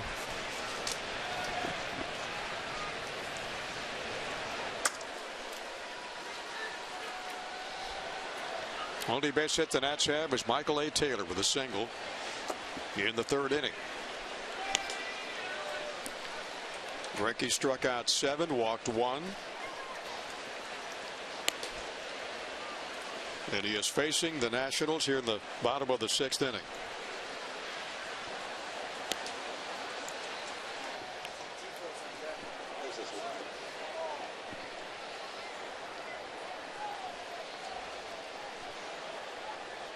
There's your on-deck hitter. And that kind of tells you the story. Max Scherzer done for the day.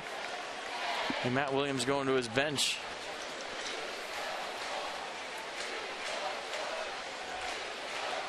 Well, Max will go 6. Yeah, he was outstanding today, too. He just went up against Zach Greinke, and he's hoping that maybe, just maybe, he can wiggle off the hook here in the bottom of the 6th. 1 run, 7 hits, 7 strikeouts, and a walk. And we're set to go. Ellis behind the plate. And he'll face Michael A. Taylor. Line drive to left field. Nice running grab by Andre Ethier. And Michael A. Taylor retired. So Michael Taylor to Andre Ethier this game for the Nats. Ethier's seen Scherzer well. Taylor's seen Greinke well. So a base hit his first time up and gets a fastball up. And you're wondering if this was going to hook away from Andre Ethier. Watch him kind of turn on the jets right here at the very end, reach out. That ball was scorched. So Wilmer Difo will step in as a pinch hitter for Max Scherzer. He's 1 for 6 on the year. And will hit from the left side. I wonder what kind of effect that has on Greinke. He's throwing a one-hit shutout to Yasmani Grandal, and now A.J. Ellis, who's known for his defense, obviously, and a very good defensive catcher, comes in. Different sort of rhythm. Could it affect Greinke? I don't know. Let's see. Yeah, they had that comfort level going for it, didn't they? They did. I mean, they've caught each other before. Or he's caught Greinke before, but you don't see that very often where a guy's just absolutely dealing and then he has to go to a new catcher. And Defoe's count goes to 1 ball and 2 strikes. So Max Scherzer done after 6 innings.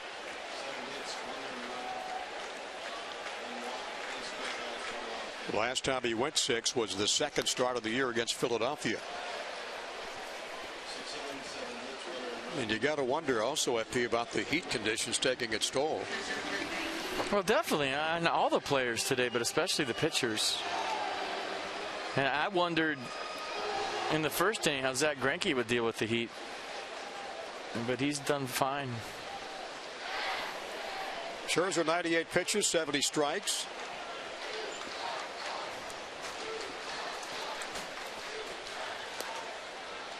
And Defoe looks.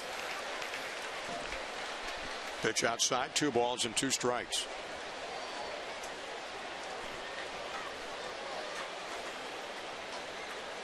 Well, Max's shortest work this year against Cincinnati when he went 4 2/3 innings. High pop to third. And Kiaspo retires over Defoe. We promised you this earlier in the game. We selected the Data Strong fan photo of the game. Tweet your strongest fan photo, hashtag NatsCouchCam, and you just might see yourself in an upcoming broadcast brought to you by T-Mobile. Jeff Russell in the house. All right, Jeff. Good looking group right there. Yeah. So 2 down here in the National 6th. And Yunel Escobar 0 for 2 this afternoon. Arabona's way on for a base hit. Ellis with a nice diving grab to try to catch that foul ball. And it's no balls and 1 strike.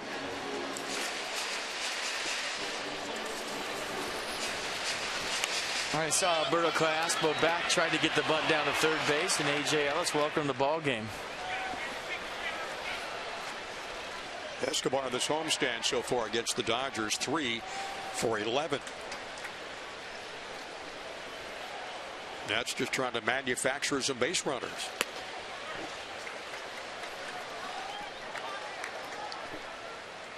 Escobar hitting .319 with 5 home runs, 29 driven in.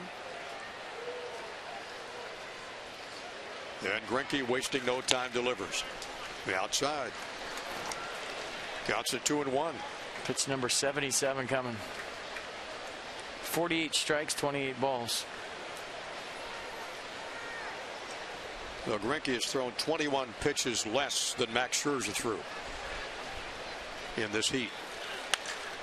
Line drive up the middle. That's a base hit.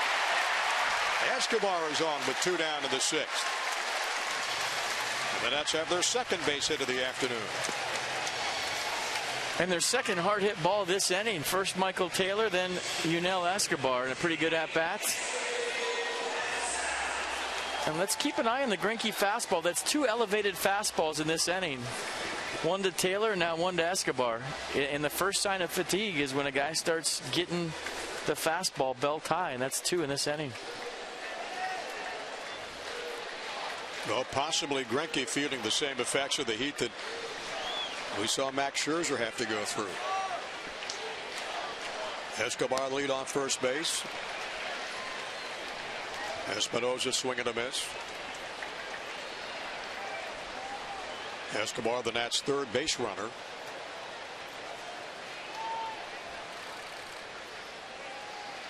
Dodgers leading at 1-0, 1-7-0, and 0-2-0 for the Nats.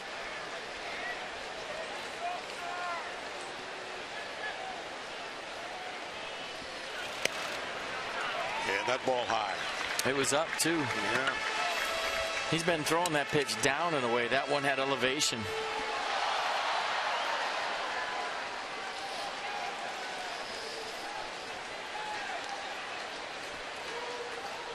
And 50 of Greinke's pitches of his 79 have been strikes.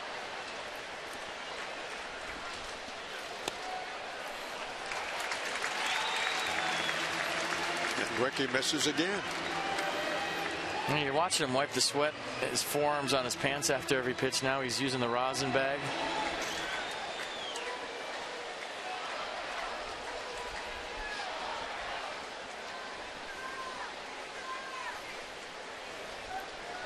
Escobar at first. 2 outs, bouncing ball up the middle, but Rollins playing right behind the bag. Only Gonzalez, and the inning is over. The Nationals get a base hit, their second of the afternoon. We go to the top of number 7. 1-0 Dodgers leading.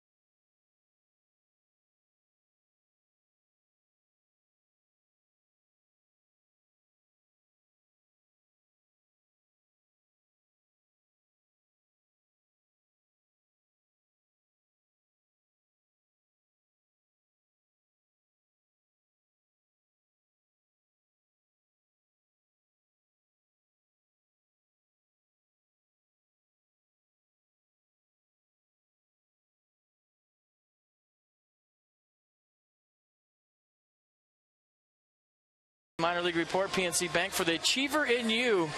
Pretty good squad in Potomac last night. Check it out. Jason Worth in his rehab assignment in Potomac, 2 for 7. And 1 for 2 with a couple RBI last night. And Anthony Rendon, which you know, hit a double in Potomac, but they lost. Come on, guys. And then Ryan Zimmerman, 1 for 2 with a single in Harrisburg. And they're getting close. Trying to get the band all back together, folks. And how about it when they all get together? Anthony Rendon missed that swing. Jason Worth, we missed that swing. And Ryan Zimmerman getting close too. Rick Shue, Jason Worth. And then Steven Strasburg throwing from flat ground. So get better, guys. It's about to get fun. Already is. You'd think that lineup at Potomac, they might have won that game, huh? Yeah, let's go. Tighten it up. Felipe Rivero in the game. Fastball mid-90s, slider, changeup. Rivero making his 14th appearance of the year. Right-handers 235, left-handers hitting 190 off of him. He'll face Greinke to start the top of the 7th, and Jock Peterson and Howie Kendrick. Number 2 pitching prospect, left-hander, the Nats chain. And came over to the Nationals in the deal with Tampa Bay with Lobaton also in there. And Greinke gets a base hit to left field. So important to keep this a 1-0 game with Bryce Harper set to lead off the bottom of the 7th. Come out and cheer on the Nats August 5th. They're going to take on the Diamondbacks here at Nats Park. 7:05 start. First 25,000 fans. Well, 20,000 fans. Why do I want to keep giving 5,000 more fans? You did that last night. I did, but it's the Chia Pet by Jason Worth. Maybe we come up with some more. I mean, this is the giveaway of the year. Visit nationals.com to purchase your tickets today. 20,000. Yeah. Unless, of course, you bought 5,000 of your own. You're going to make a little side deal. That's the hot ticket, I'm telling you. The Jason Worth Garden Gnome. That was great last year, but the Anthony Rendon Garden Gnome this year is fantastic as well. I don't know if you've seen it on the Nationals Instagram page, but they revealed it this week. That's another one you have to have. Lefty gets lefty matchup with Rivera against Jock Peterson. Peterson 2 strikeouts in the game and a flyout to Matt Dendecker. Dodgers get their leadoff hitter on base here in the 7th inning. They got a 1-0 lead for Zach Greinke. Yeah, the 1-1 pitch. 96 from Rivera. Got his first major league win on the 24th of June. A scoreless 11th against the Atlanta Braves. Earned run average of 2.40 for Rivera. 97. This kid just has a golden arm and the off speed to go with it. And like I always say, when he comes into a ball game, you could kind of see the confidence increasing every time he takes the mound. Young kid from Venezuela, just 23. And he goes out there firing. Count is full to Peterson. 3 balls, 2 strikes. No outs here in the Dodgers 7th.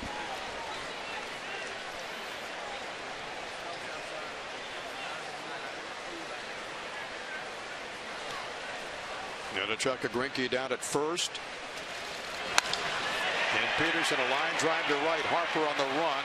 Makes a nice running grab and retreating back to first is Greinke, and there's 1 away. Great jump, great route, great play by Bryce Harper. And Nissan on the pitch track will show you the location of the pitch. Peterson catches it out front, and watch Bryce Harper.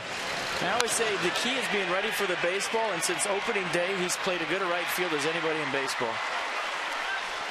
And I think he needs to start getting some consideration for a Gold Glove out there this year, because he's been fantastic. I agree. Not a lot of right fielders are ready for that baseball and get to that ball. Yeah, boy, Bryce has got good speed, gets good jump on the ball too. Counts no ball and 1 strike. That's Howie Kendrick at the plate. He's 2 for 3 in this game. Trying to use that hole over at first base that Zach Greinke created. You can see that inside out swing. He's thinking first and third.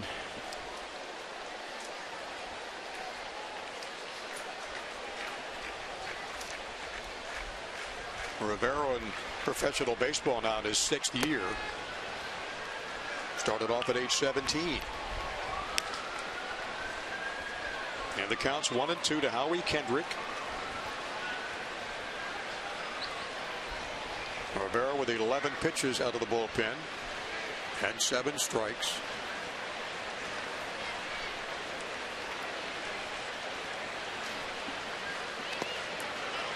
Good stop by Ramos.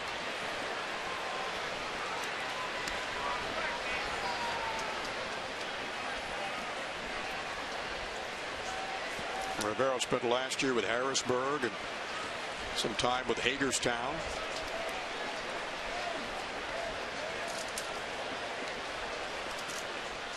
And in 13 appearances in the big leagues, averaging About 10 strikeouts per 9 innings if you average it out.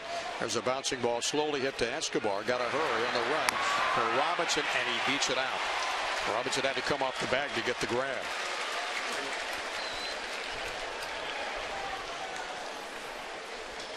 And down to second goes Greinke. Well, I like what Robinson did right there. The throw was kind of riding up the line. Instead of trying to stay on the base and risk that ball tips off the top of his glove and you got second and third, he just simply came off the base thinking that Howie Kendrick's going to beat it anyways and keeps it at a first and second situation. I think if he tries to keep his foot on the base, he might not catch this baseball. Good play by Yunel Escobar in the backhand, or in the bare hand, excuse me. That's a great shot of the whole play right in front of you. Well, this ought to be interesting right here, FP, with Rivero against Gonzalez. Felipe throwing 95, 96, 97. And Edgren swings through that fastball and couldn't catch up with it. 95. Dodgers have their 9th hit of the game.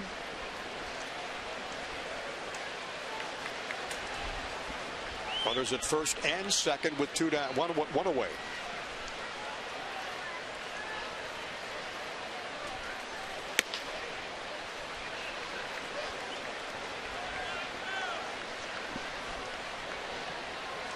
Runners in scoring position, a .278 average. Knocked in 31, hit 2 home runs. And he's got Greinke, the 8-game winner, down at second base. In scoring position. And the count's 2-1.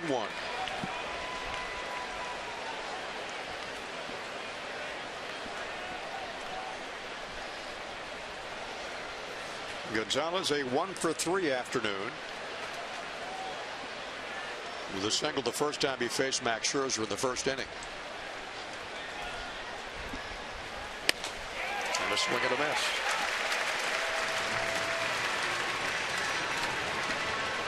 I think about the off speed. I mean, he's thrown a couple of fastballs by Adrian Gonzalez. I just think he has to try to hit that same spot, and if he can do it, he's got him. Gonzalez definitely not picking him up. And also not too familiar with Rivero either. Slider's nasty too, though. But when you see a guy late on your fastball, you hate to speed up his bat with off speed. And Gonzalez to left field. That's going to drop in for a base hit. Greinke's going to go to third and hold up there. And the throw cut off by Escobar. And the Dodgers have the bases loaded with 1 down.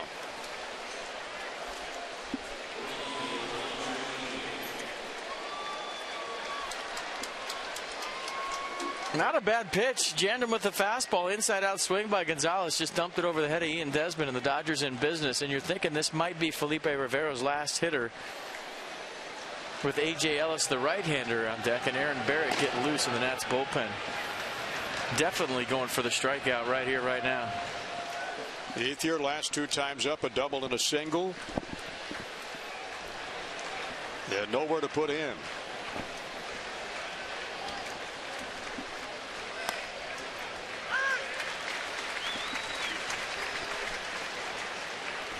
Nineteen pitches for the left-hander.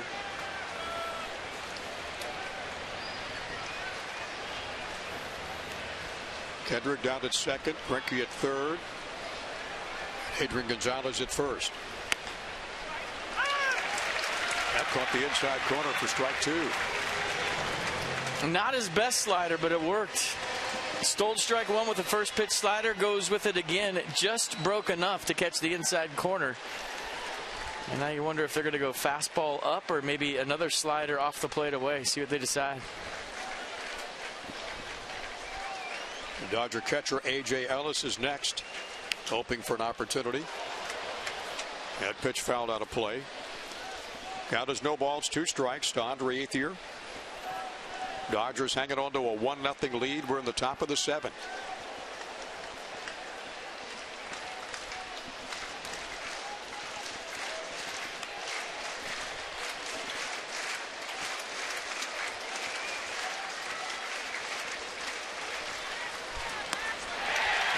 Fishing on that one. Strikes out Ethier, and a big out for Felipe Rivero. A huge strikeout and tremendous execution of the game plan. Strike one with the slider, strike two with the slider, then they go elevated fastball that Ethier's laid on. And Ethier's thinking, I got to really gear up for that heater. They go slider down and away. Ethier way out in front. You see his front shoulder fly open. He was leaving early for the fastball. Big strikeout by Felipe Rivero in a big spot. And that's going to be it for Rivero. He gets the job done. Leaves the bases loaded as Aaron Barrett will trot in for the Nationals bullpen in a 1-0 Dodger lead.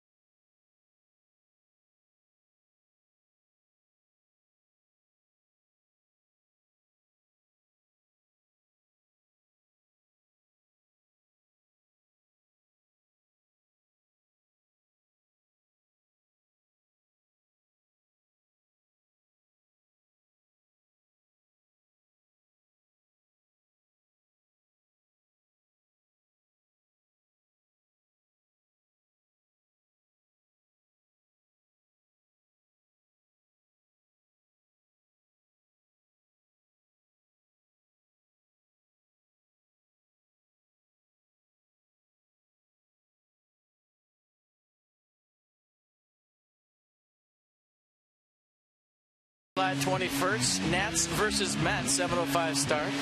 The President's own United States Marine Band will perform the Star Spangled Banner. Go to nationals.com to purchase those tickets right now. You can also help WUSA 9 support teachers. Teachers are superheroes. It's a project that helps students develop a love of learning by helping teachers get funds for their classroom projects. Go to WUSA9.com. You'll find out more. Here comes Aaron Barrett now to the hill for the Nats. Yeah, Arsenal's a fastball at 94, slider at 85. And Aaron Barrett trying to keep this a 1-0 game. Bases loaded, 2 outs, and A.J. Ellis up. Aaron's 33rd appearance of the year. Giving up 20 hits in 23rd and third innings. 1 homer. Walk 6, struck out 31. And he starts Ellis off with a pitch off the outside corner for a strike. Ellis came in to catch after Grandal took one of the chin in the 6th inning. 11 of 15, inherited runner stranded by Aaron Barrett, 73%. He's got 3 in the bags right now.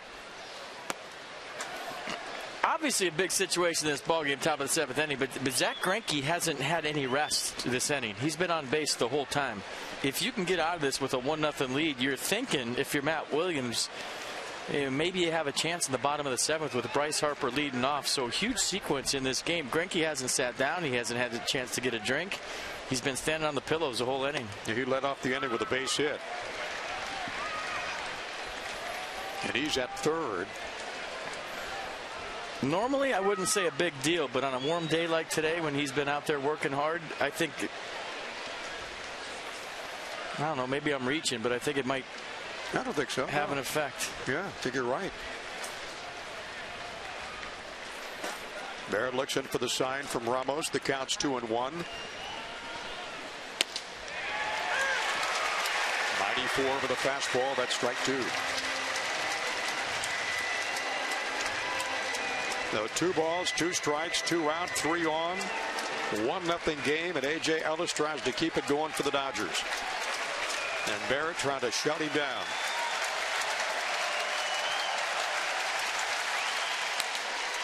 That's fouled out of play.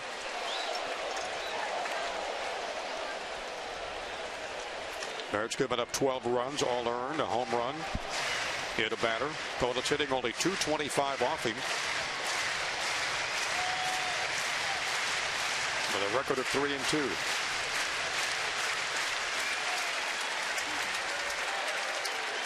From Evansville, Indiana.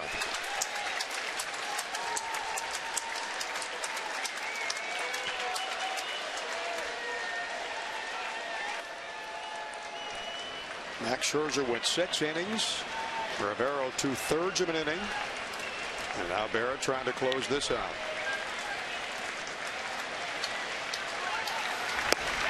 And a check swing. He went through and he strikes him out with the bases loaded. Huge.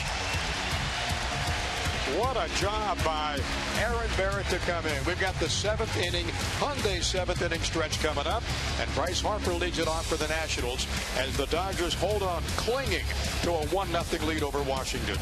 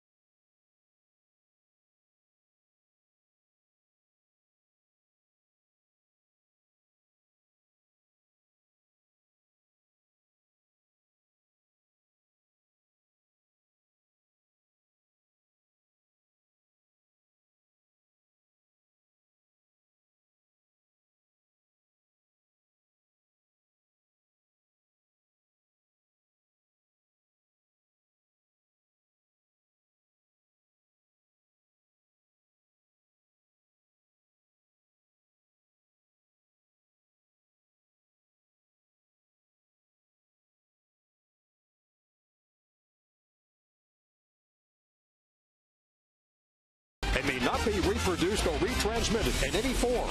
And the accounts and descriptions of this game may not be disseminated without the express written consent of the Washington Nationals.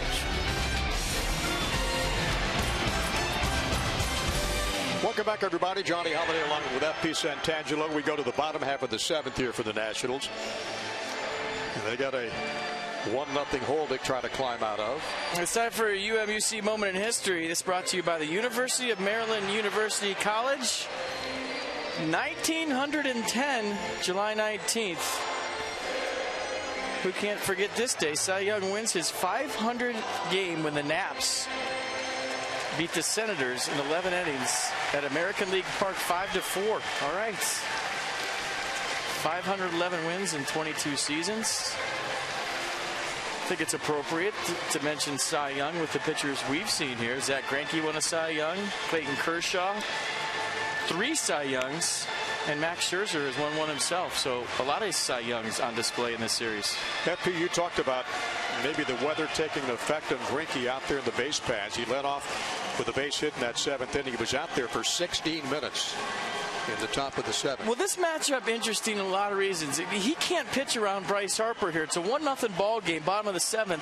You don't want the leadoff guy on, so Greinke's going to have to challenge Harper here. He can't walk him or doesn't want to walk him. It doesn't mean that he's going to lay a fastball right down the middle. He's been pounding Bryce in with fastballs all day.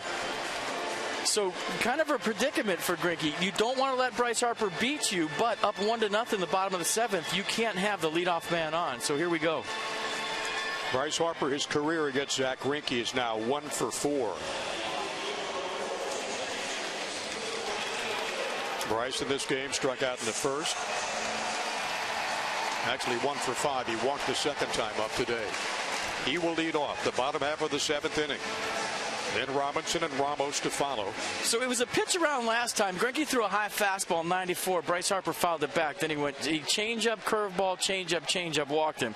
First time up, he went fastball in 93, fastball in 94, and then he went run back fastball right at Bryce.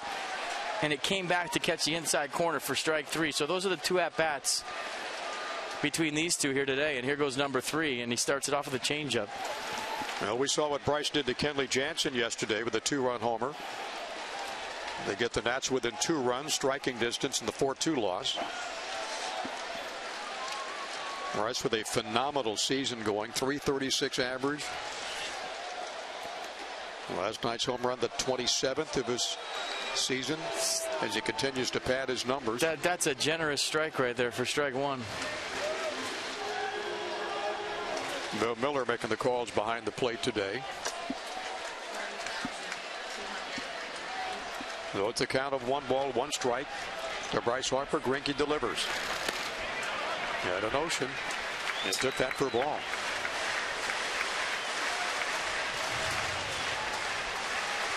Bryce Harper thinking, is he going to challenge me 2-1 with a fastball? Do I sit on something soft right here? A.J. Ellis thinking, do I throw him a fastball or do we try the changeup in a 2-1 count? And he's going with the curveball. And he missed with it. I mean, the cat and mouse game right now is just so interesting to me. Greinke's thinking, what do I throw him? Bryce thinking, what's he throwing me? And A.J. Ellis is saying, what finger do I put down? 1-0 game, 27 home runs in the box. This is great stuff. Changeup to a fastball. Wow. Over 122,000 pack of the ballpark for this series. And nope, not many have left for the exits in this one. Harper walks for the 2nd time today. He called it a strike. Oh, he did call it. My goodness. The first strike Bryce thought was away. That strike Bryce thought was in. Either way, it's a 3-2 count in the pitch of the game coming up right here, right now. Bryce starting down to first base like he thought that might have been a ball. Count is 3 balls, 2 strikes. And a swing and a miss. He's got to stay in the game. He's not happy with Bill Miller at all.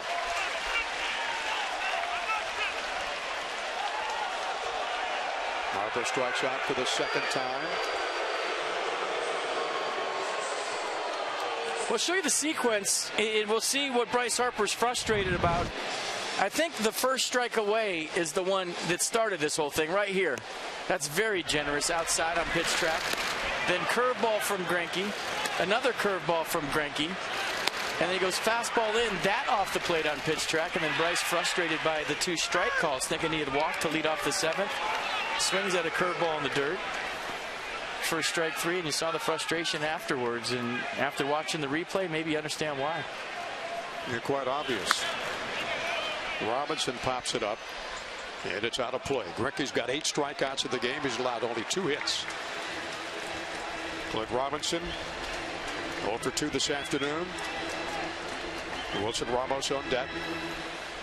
Bottom half of inning number 7, 1-0 Dodgers.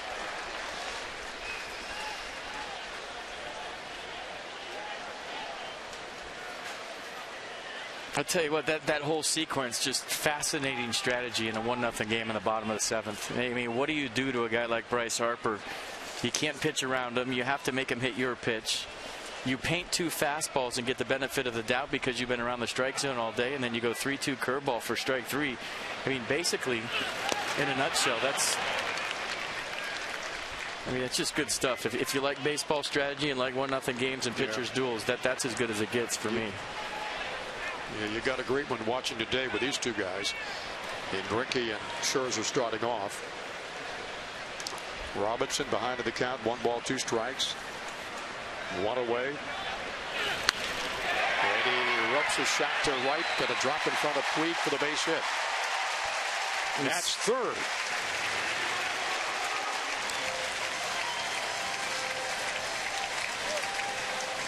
Well, do you pinch run for Clint Robinson now is a question. If you're Matt Williams, great at bat by Robinson. Look at him pull the hands in on that fastball, getting the barrel to the ball on another elevated pitch from Greinke. And how good has Clint Robinson been this year, folks? Great swing. Tying run aboard here in the bottom of the 7th. And Wilson Ramos up for the third time with a strikeout and a ground out to third to Callaspo. So the Nats in business here in the bottom of the seventh, thanks to Clint Robinson.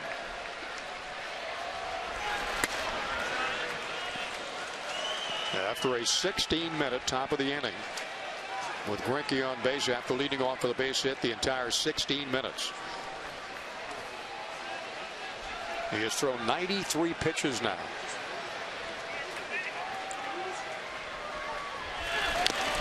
And Ramos swings and fouls it back. Greinke's last outing against the Phillies, July 9th, he had one hit, allowed in 8 scoreless innings. Struck out 8, did not walk anybody. On 94 pitches, that's where he is right now in this game.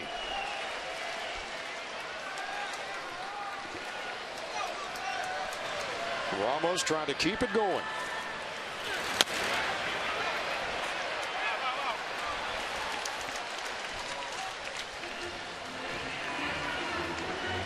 And the catch 1-2 to the Nats catcher.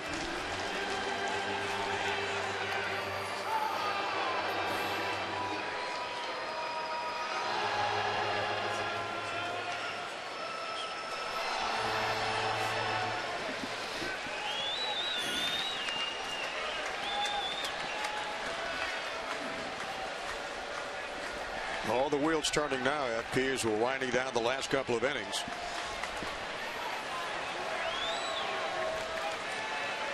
Peralta getting loose in the Dodgers bullpen.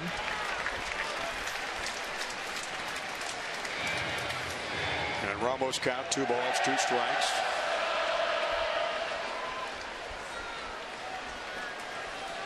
Greinke's scoreless streak began today at 35 2/3. He has gone through 6 1/3 in this one. And Ramos hanging in there with a 2-2 count.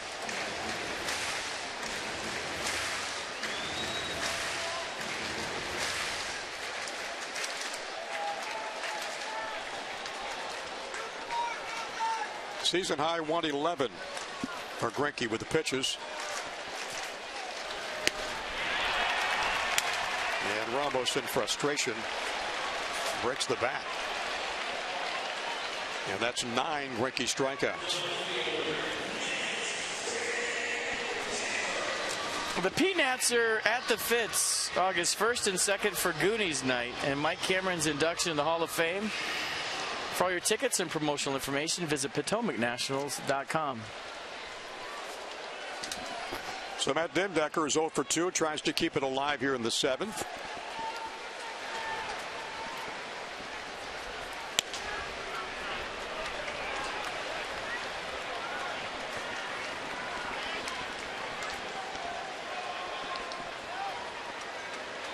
Won 11 pitches for Greinke against Chicago last month.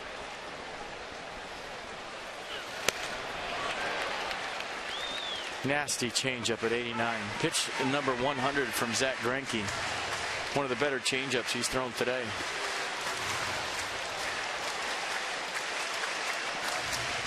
So 12 of Greinke's starts this year, he has thrown at least 100 pitches.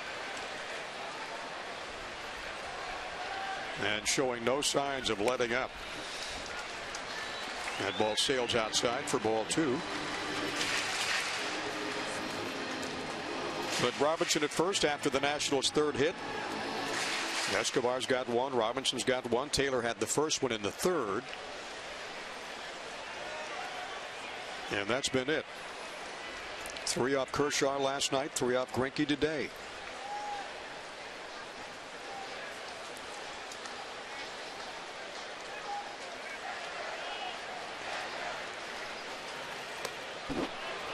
Wow, what a pitch. 71.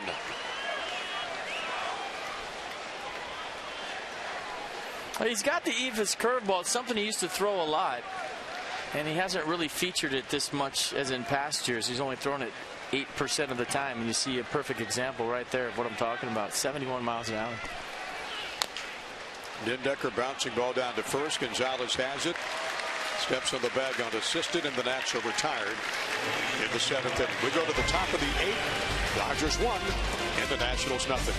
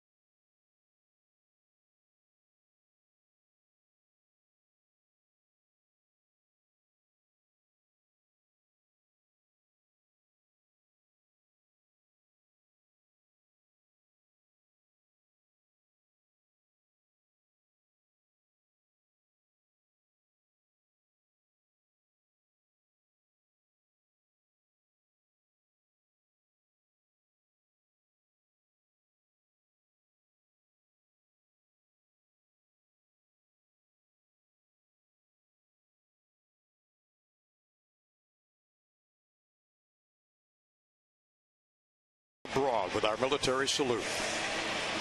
Beautiful day in Washington. Beautiful except for the weather's hot. About as hot as Zach Greinke's been. And we go to the top of the 8th inning with a 1-0 ball game. And Casey Janssen takes the mound for the Nats. Fastball, curveball change. The Arsenal cut the fastball, sink the fastball, 4-seamer, averaging 87 miles an hour. And opponent's hitting .231 against Casey Janssen. He's done a good job for this ball club, hasn't he? He's been locked in lately. Yeah. He's locating much better than he was earlier. And don't forget all the time he missed to start the season. So he is really starting to shape into form here and get into full strength. The last 2 or 3 outings have been real good. The Jansen comes on to the 8th inning following Barrett and Rivero. He'll face Puig to start things off. And Yasiel Puig's fired up to see anybody else in there besides Max Scherzer. He's had a very tough day. 3 strikeouts. Jansen, 20th appearance of the year.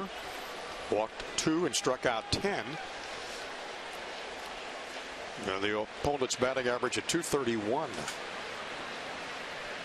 The 1-1 to Puig. That 188. And he's won through it. Puig, then Callaspo, then Jimmy Rollins. That ball popped out of play down the right side behind the Nats dugout. And it's 1 ball and 2 strikes to Yasiel Puig.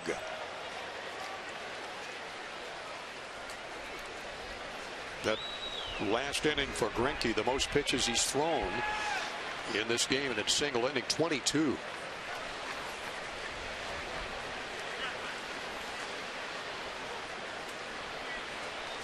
In fact, the last 2 innings, 17 and 22 back to back.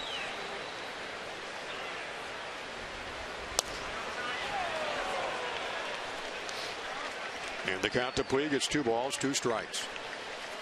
Dodgers 1-10-0. The Nationals 0-3-0. With the Mets coming to town tomorrow night for 3. Wilson Ramos might have been a little bit quick right there to bounce up. He thought that was strike 3, and it was a pretty good pitch. He stood up to throw it to third base, and I'm wondering if that might have blocked Bill Miller. Watch him kind of pop out of there real quick. Maybe just assuming it was a strike. Miller didn't like the pitch. So the count is full to Puig. And for the 4th time today, he has struck out.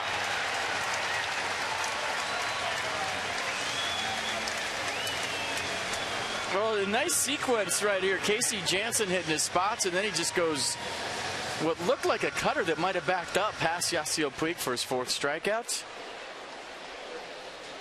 Follow the Nats wherever you are with MLB.com at bat, the #1 app for live baseball. Get MLB.com at bat for your smartphone or tablet. And Puig this year struck out 55 times, counting the 4 in this game. Alberto Callaspo up for the 4th time, a strikeout, a base hit, and a fly out to Bryce Harper for Callaspo. And Johnson quickly heading the count to him. Pretty good numbers.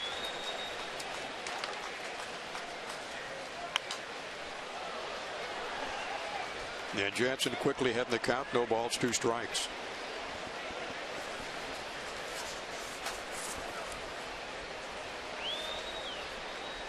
Jansen had some incredible numbers with Toronto going back to 2006. At least 50 games each of the past 5 seasons he's appeared in.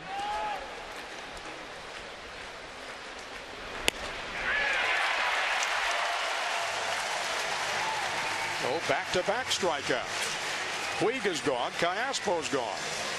I mean, just nailing the spots. The command from Casey Janssen the last 3 or 4 outings has been impeccable. Look at this. I mean, he couldn't have ran it up there and handed it to Wilson Ramos in a better spot. Just drilling the glove in, out, up, down, keeping him off balance. Good stuff. So Jimmy Rollins will step in against Casey Janssen. Rollins a strikeout victim in a 0 for 3 afternoon.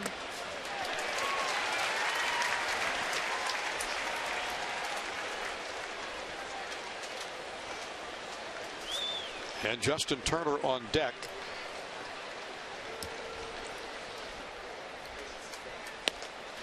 And that pitch outside, 1 ball, 1 strike.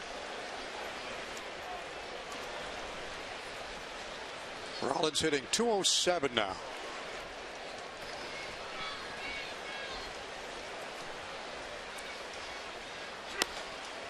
Just darting that outside corner, down and away.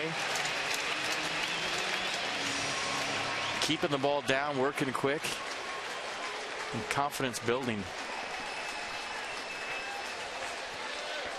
Jansen striking out Puig, striking out Callaspo. And he's got a 1-2 count on Jimmy Rollins.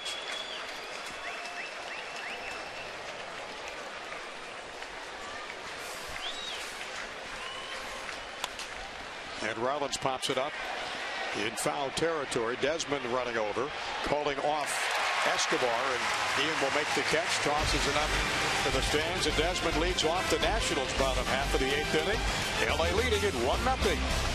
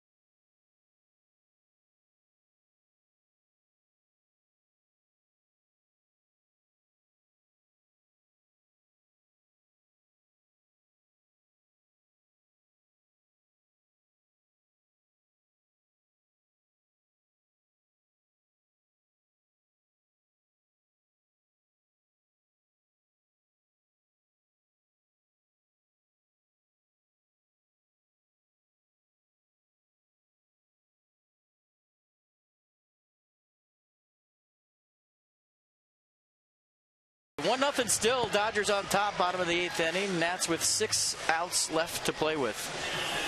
And it's been about Zach Greinke. Max Scherzer good. Zach Greinke just as good here today. And the slow delivery and then kind of rushes at the end and the ball jumps on you. You see some of the strikeouts, but almost lulls you to sleep with the windup. And then everything comes at you late and firm. And maybe getting a little bit tired. He left that one up to Ramos. Ramos was swinging to where it was going to be, and the ball stayed up. And the scoreless inning streak, where's it at? 42 2/3. Third longest in Dodgers history. That's criminal. Just past Clayton Kershaw, who had 41 in 2014.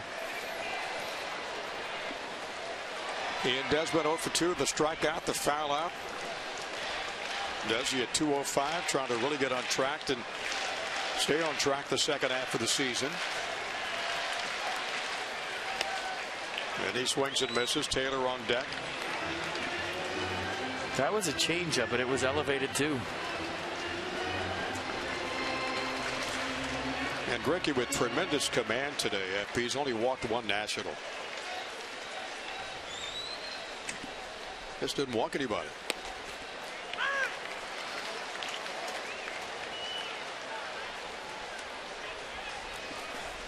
Dodgers gave him a run in the 4th inning that's held up all the way.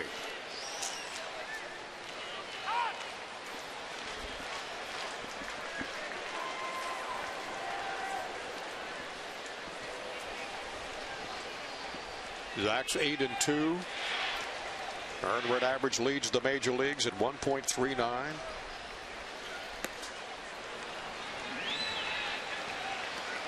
Last time the Nats faced this guy was September of last year. Dodgers won it 4-1 as Peralta works in the Dodger bullpen. Gave up 1 run, 3 hits, 8 innings of that game against the Nationals.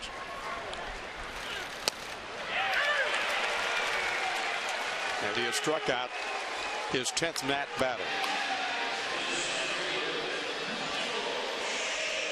And gets Desmond for the 2nd time of the game. So Michael A. Taylor will step in. Taylor got the Nats' first hit. 1 of 3 in the 3rd inning. Yeah, Michael Taylor's the one Nat that's really seen Zach Greinke good today. Single in the 3rd, lined out last time up. Trying to run into one here as Tyler Moore waits on deck.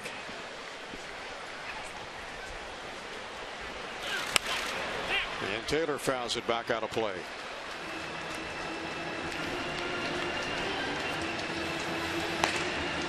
Blake Trinan if it stays the same, and Drew Storn if the Nats take the lead.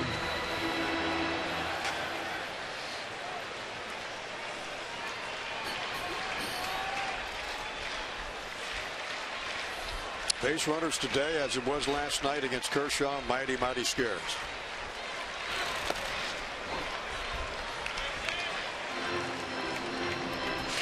One ball, 2 strikes to Taylor.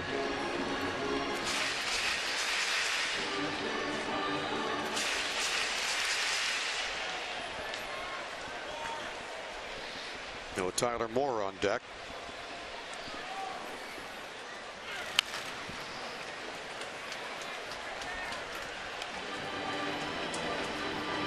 Taylor taking some good swings all day. He got that fastball up 2 pitches ago from Greinke. He just couldn't get on top, and you saw Greinke with some more frustration about the elevation and battling here in a 2-strike count.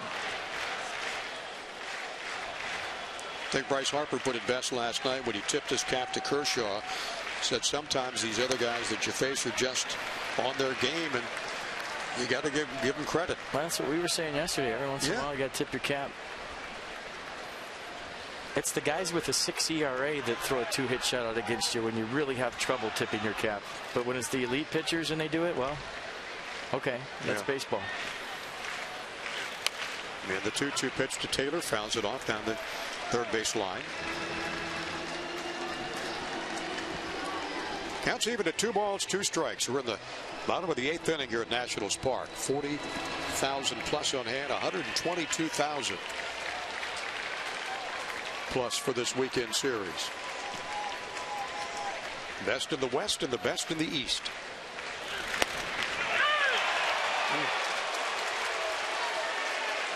And that's number 11 for Greinke.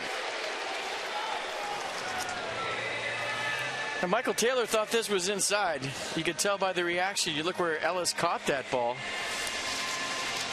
And I think A.J. Ellis just called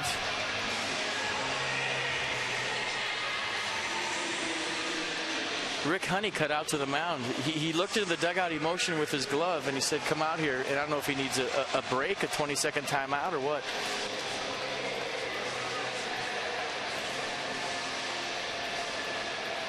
Well, Honeycutt and Ellis and Greinke talking things over with 2 down.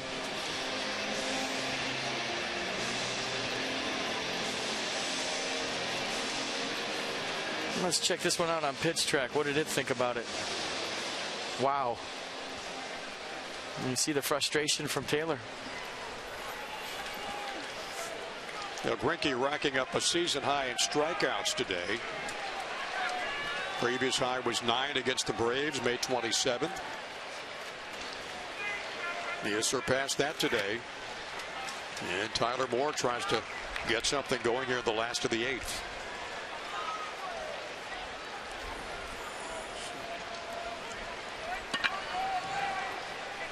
The 11 strikeouts for Greinke.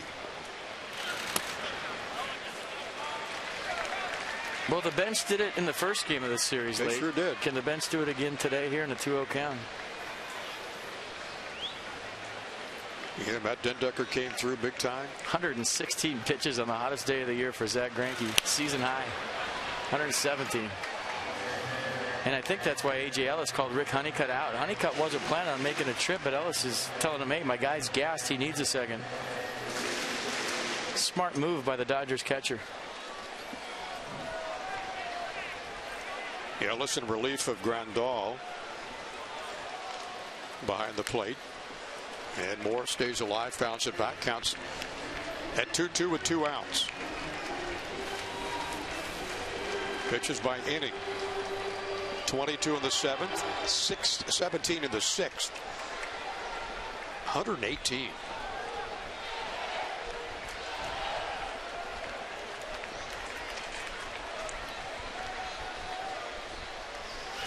And the 2-2 to Moore, bouncing ball down to third. Canastro's got a hurry on the run, guns it across to first to Gonzalez, and the side is retired.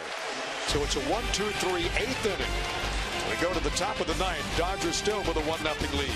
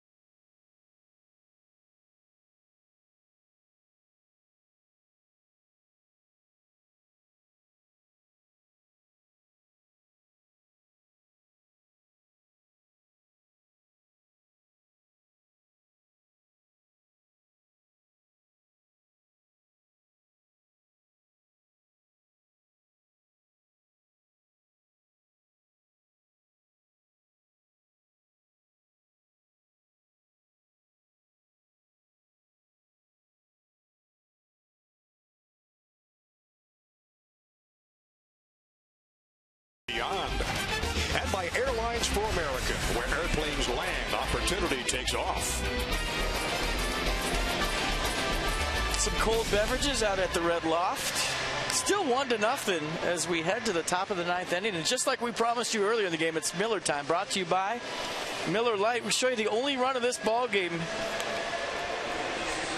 And it came in the top of the fourth. Andre Ethier doubled. Yasmani Grandal sacrificed to the third. Yasiel Puig struck out. And then a slider to Alberto Callaspo goes to the screen. And a good throw to Max Scherzer would have made it interesting at the plate, but the throw behind him, and that's it. The only run in this ball game has to be your Miller moment. Two pretty good corners of the infield right there back in their day. Matt Williams at third and Donnie Baseball at first. And Blake Trinan comes in for the ninth there against the Dodgers with his 32nd appearance. And Justin Turner leads it off for Los Angeles. 32nd appearance, 3.54 ERA, strikeouts to walks, 44-20. Opponents hitting .252. And Trinan at 2-2 with some very impressive work since coming out of the bullpen. And ahead in the count to Justin Turner, no balls, 2 strikes.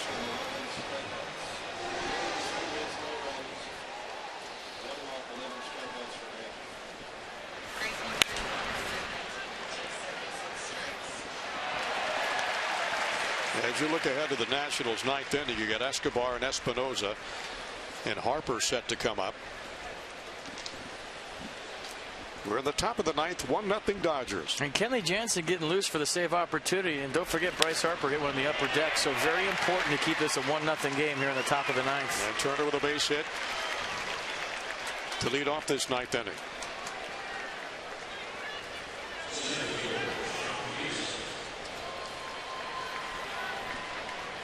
So Turner is on top of the lineup again with Jock Peterson. Hitless today in 4 trips and a couple of strikeouts. Dodgers with 11 hits in the ball game.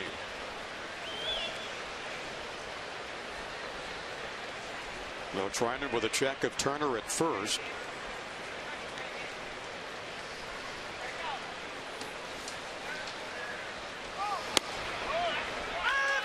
Off the inside corner.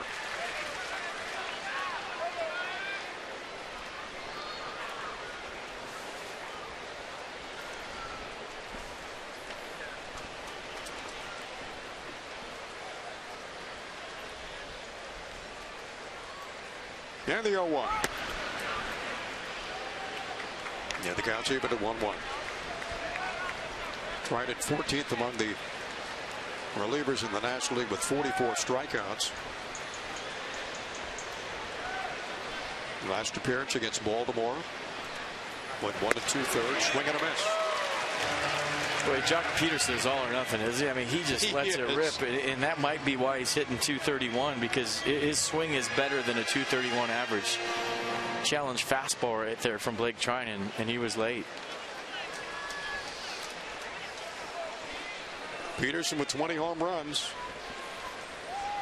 Knocked in 40. Bouncing ball in the hole to the left of Espinoza at second. The Dodgers get the first 2 runners aboard in the ninth.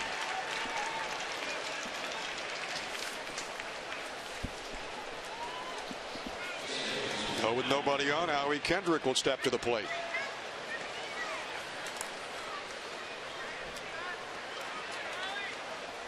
And you wonder if Don Mattingly's bunting right here with his number 2 hitter, Howie Kendrick. Kendrick with a long look at Lorenzo Bundy, trying to get the sign. He's got 3 hits in the game.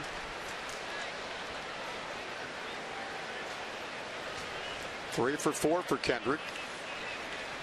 Average up to 296. And he's bunting. Lays it down foul. I'll tell you this, right on right, it's not easy to bunt an upper 90s fastball that's moving towards you. You like the strategy here, and it's the right move by Don Mattingly, but it's not as easy as it looks for Howie Kendrick. Sinkers that are 98 coming at you are not easy to bunt. One right there, lays it down the third baseline. Double pump for Escobar to get the runner at first. The runners advance down to second and third. They threw the slider right there, and they made it easier on him. So Peterson down to second. Turner at third. You see the slider? So now you don't have 98 coming towards you. You have 87 going away from you, and it allowed Howie Kendrick to lay down the successful bunt. And Trinan wants nothing to do with Gonzalez. He'll walk in to load the bases.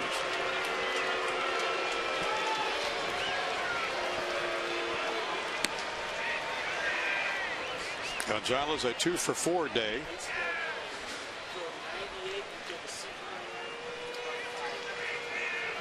And a guy hitting .295 with also 20 home runs, tied with Peterson for the lead with 58 RBIs. You'll take your chances with Ethier, and that's not going to be easy. He's 2-for-4. So Adrian Gonzalez will get the free pass. Trinan's first. And for the third time of this game, the Dodgers have the bases loaded. This time with one down.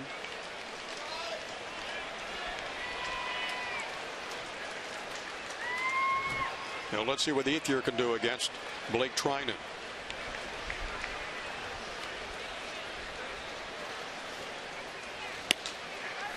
Nice breaking ball in there for a strike. Double, single, run scored for Ethier this afternoon. The only run of the ball game belongs to Ethier. And the 0-1. That's fouled out of play.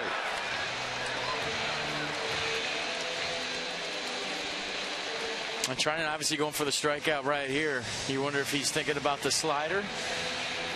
Definitely take the ground ball, but ahead in the count 0-2, thinking about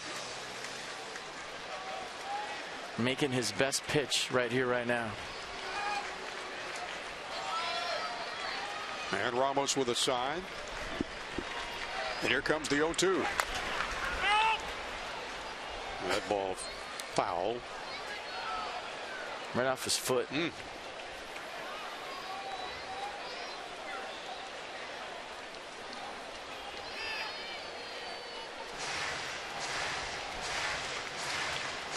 Ethier trying to walk it off.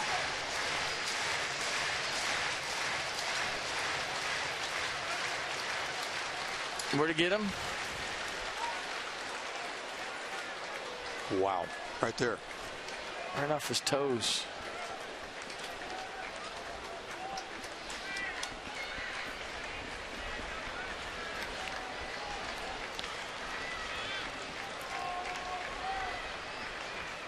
To Ethier. Line drive to center field for a base hit. That'll drive in one. Turner will score. And Peterson down to third. Gonzalez to second. The bases remain loaded. It's 2-0. It's too good a pitch, 0-2.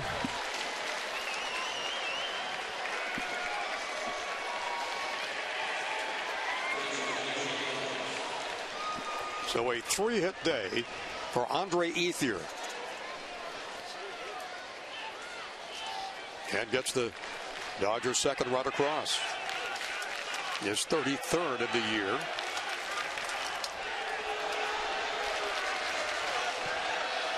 Now catcher A.J. Ellis. And still only one away. So way ahead in the count 0-2. Blake Trinan, I don't know if he wanted to throw the fastball right there. It had a lot of plate. Ethier ready for it.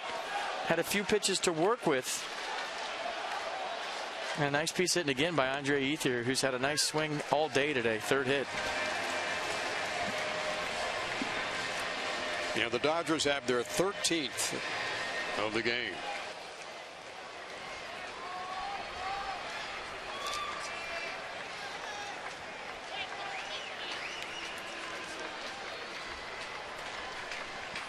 And the 0-2 pitch. And that's low.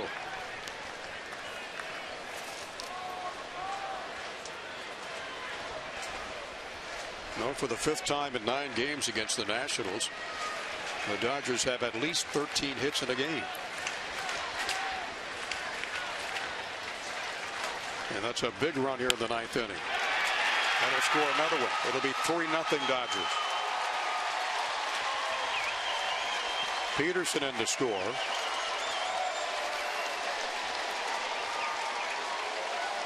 Gonzalez over to third, Ethier to second, and Ellis with a base hit. Steve McCatty's going to beat Blake Treinen to the mound. Look, he's just walking up to the mound. Blake trying to get a new baseball. He'll meet him at the top, and they'll have a discussion.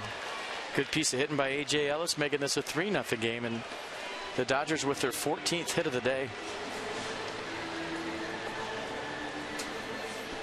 Max Scherzer gave up 7 in his 6 innings of work today.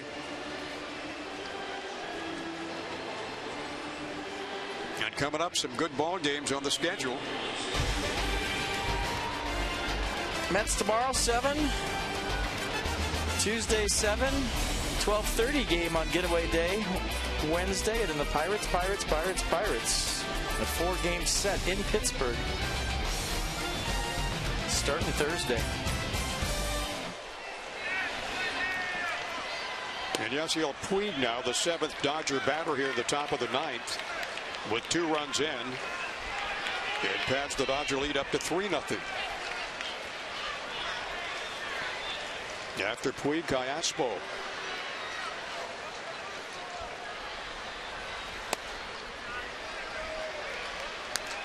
Two balls, no strikes to Puig. He struck out 4 consecutive times in this game.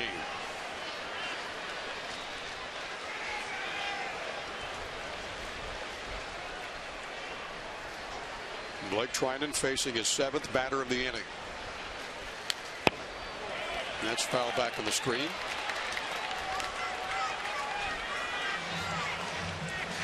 Yasiel Puig just looking for contact. 4 strikeouts on the day. As you see Sammy Solis getting loose in the Nats bullpen. Dodgers trying to wrap up the series with a win in this rubber game today.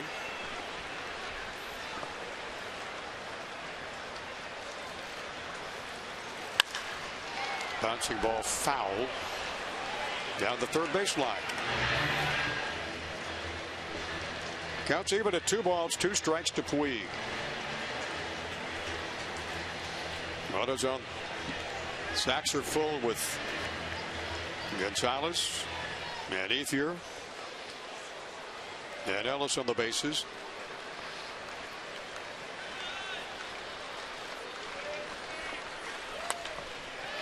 And it seems like Blake Treinen's had 2 strikes on a number of hitters here in the 9th inning and just really hasn't had that out pitch to put him away.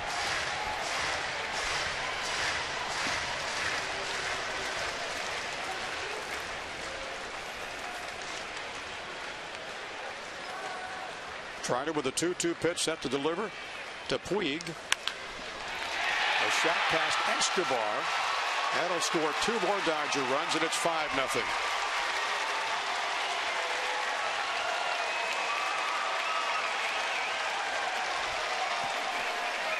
Gonzalez scores. Ethier scores. And it's the 15th hit of the afternoon. 5-0 LA. And Puig turns a really rough day into a decent day. An 0 for 4 into a 1 for 5 with a couple of RBIs and puts his team ahead by 5. And that will be it for Blake Treinen. Matt Williams takes the long stroll out to the mound. And still only 1 down here in the top of the 9th inning, and the Dodgers with a 5-0 lead. We'll take a break and be back in just a moment.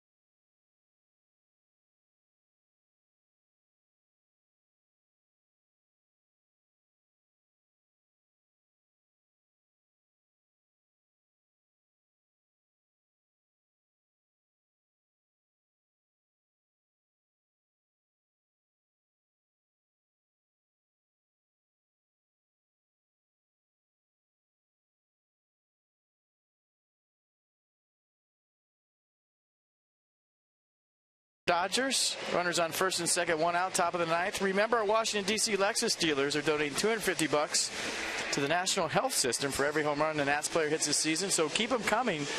It's for a wonderful cause. Lexus, the pursuit of perfection. Sammy Solis takes the mound. Fastball mid-90s. Curveball changes the arsenal. He's pitched one inning in the series against the Dodgers. Gave up 2 hits and a couple of strikeouts. He got his first career win May the 10th against Atlanta. Opponents hitting .244, .250 from the right side. And the Dodgers really moving the line here in the 9th inning. Alberto Callaspo is the 8th Dodger hitter in this inning. 4 runs are in. And it wasn't for the lack of throwing strikes from Blake Treinen. It was almost the opposite. He threw too many. Didn't have the out pitch or the ability today to expand the strike zone with 2 strikes to get the Dodgers to chase. Came out swinging in the 9th. 4 runs in, 2 on, and still just 1 out. Jimmy Rollins on deck for the Dodgers.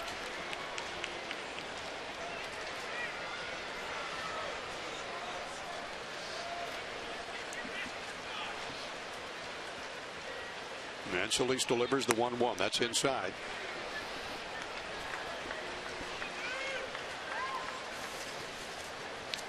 Nats trying to avoid the shutout today, trying to get something going. When they come up in the bottom of the 9th, the Giants and the Dodgers tied for the most shutouts in the major leagues. Each has 13. And Solis with a count 2 balls, 2 strikes to Alberto Callaspo. In his 10th season in the big leagues. Came over from the Braves on May 27th. And fouls it off to the left. Dodgers 5 runs and 15 hits. The Nationals no runs, 3 hits.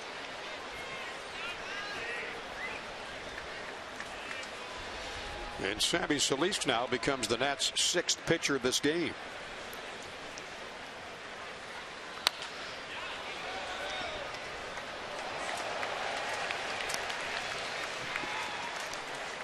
Counts even at 2 balls, 2 strikes.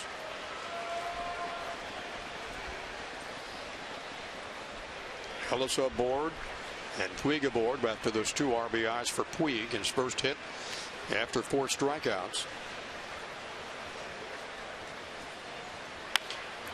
Bouncing ball down to Escobar. He's got 1 play. That's the first. And there's 2 down. The runners advance. Callaspo retired. That was hit or be hit by Alberto Callaspo. That ball was coming right at him and he swung.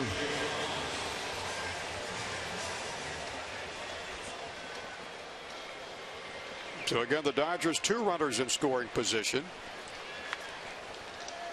Ellis at third and Puig down at second. And with 2 outs, Jimmy Rollins steps in. He's 1 for 4.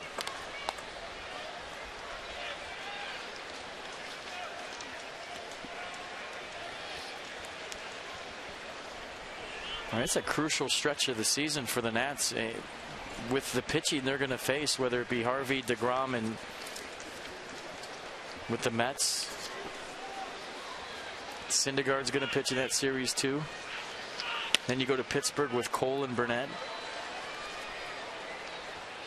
And Matt Williams hoping his club gets to full strength soon. Well, they're getting close. And guess what? They're in first place. Yeah. You cannot argue with that. 3 games up in the Mets. Mets will come here. The Dodgers go to Atlanta. Then they go to New York at Shea Stadium or Citi Field against the Mets. That's foul back out of play. That remains 2 balls, 2 strikes. The 38-year-old Jimmy Rollins. And the Dodger bullpen, some activity out there. That's J.P. Howell loosening up. And the 2-2 pitch. Inside. And as F.E. mentioned, that's on top of the East. Mets are 3 back, the Braves 7 back, the Marlins 12 out, and Philadelphia 20 games behind with only 31 wins. He did not go, so the base is full again. For Justin Turner, who pinch hit to lead off this inning, he's about to get his second at bat. Don't see that too often. So Solis with his first walk. And the Dodgers have batted around.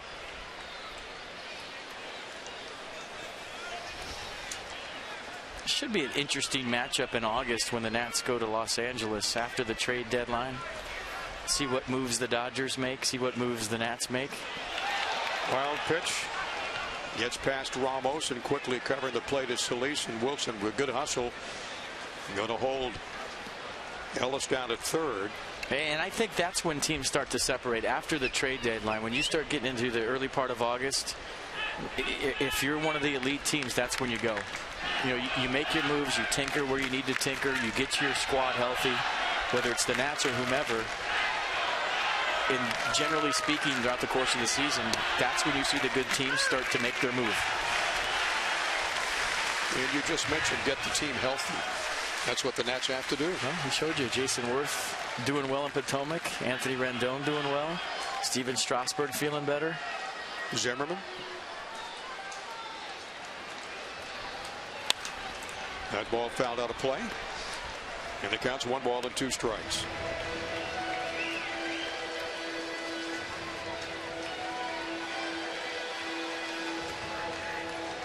And a lot of speculation too, FP, this time of the year with the trading deadline coming up. Mike Rizzo's always said, you know, we like our ball club, we like where we are. Well, they're going to get, like I said, yeah, you evaluate everybody. A bunch of all-stars back for no prospects. Sure, exactly. And then whether you want to tinker with any other part of the club and strengthen it where you feel necessary, you would think something may happen, but Jason Worth, Anthony Rendon, Ryan Zimmerman, and Denard Span, Steven Strasburg for nobody. So they finally got out of the inning, and Justin Turner, after leading off the base hit, strikes out to end it. We go to the bottom of the ninth, 5-0 Dodgers.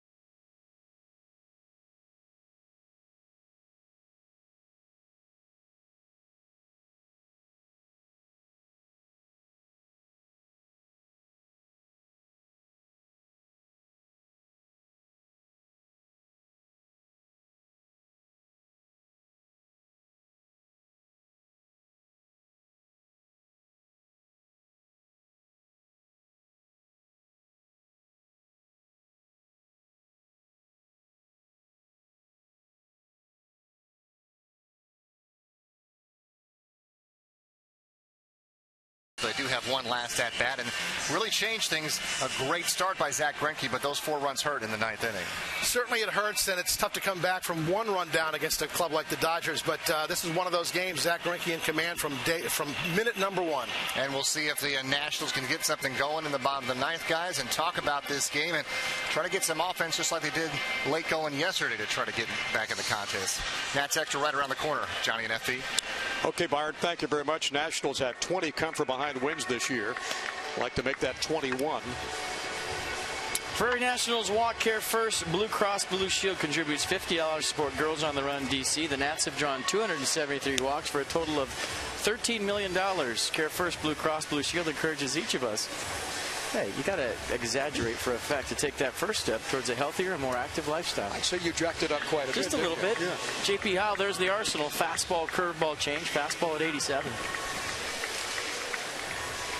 So it's up to Howell in his 36th appearance to hold this Dodger lead of 5-0.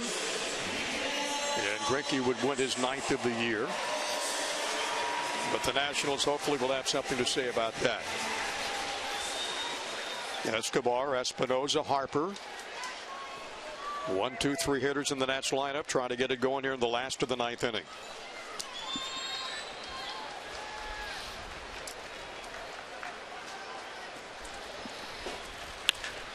First pitch, line drive down that third baseline. What a play by Callaspo at third. Wow. Tried to make a diving grab, couldn't come up with it. Almost made a miraculous catch. Hey, Escobar not waiting around. First pitch from J.P. Howell, bullet into left field, and it all started with a base hit to left off the bat of Yunel Escobar. Escobar's got his second hit of the game. He's 2 for 4.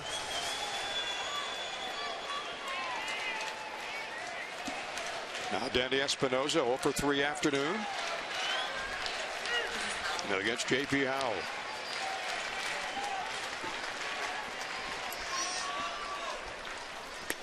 Howell pitched yesterday against the Nats. Had 1 walk. And scoreless in 33 of 35 appearances this season.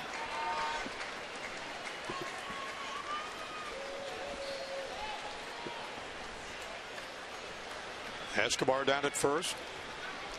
Espinoza from the right side. Bouncer right back to Howell. Could be 2. And it is. Espinoza grounds into a double play, and there's 2 quick outs. And it's up to Bryce Harper.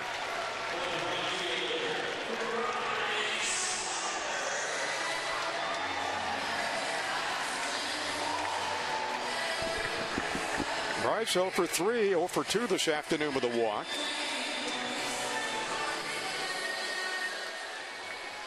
And the Nationals down to their last out.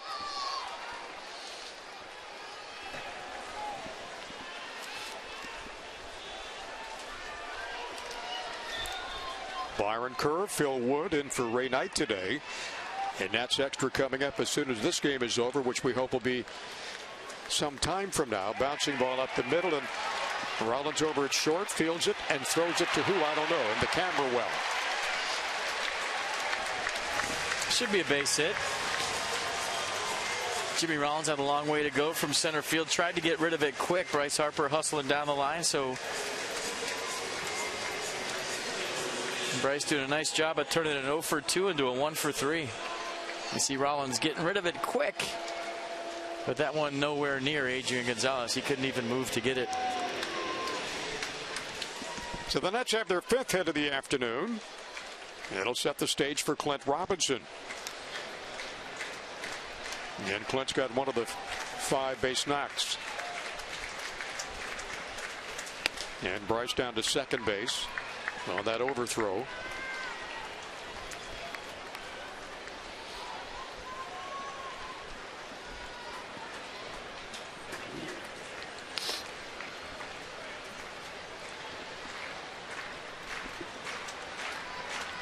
Two down, bottom of the 9th, 5-0 Dodgers leading it. And J.P. Howell's count is 1-1 against Clint Robinson. Wilson Ramos hoping for a chance to hit.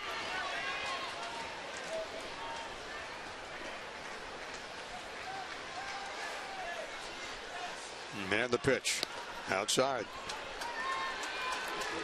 Well, if the Nats can't come back here, you really start to keep an eye on that Cardinals-Mets game. And, you know, probably a little bit too early to scoreboard watch, but anytime after the All-Star break, I think it's fair game. You'd like a 3-game lead going into that series with the Mets. That pitch in there for a strike. You'd mentioned earlier, FP, about it doesn't get any easier against New York, with especially who they got throwing these next 3 well, nights. It's the big leagues. I mean, like I said, if you're going to play in October, those are the type of pitchers you're going to face and have to beat.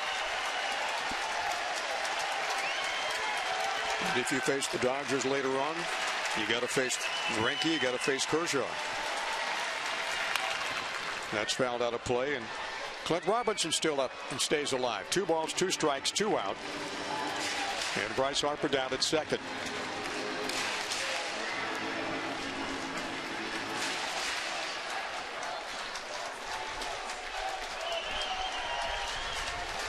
Dodgers looking to nail down their 53rd win of the season.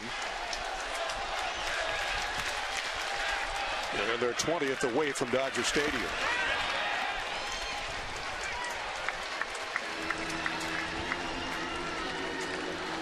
It looked like Max Scherzer didn't pitch that well today. He just ran up against a buzzsaw in Greinke.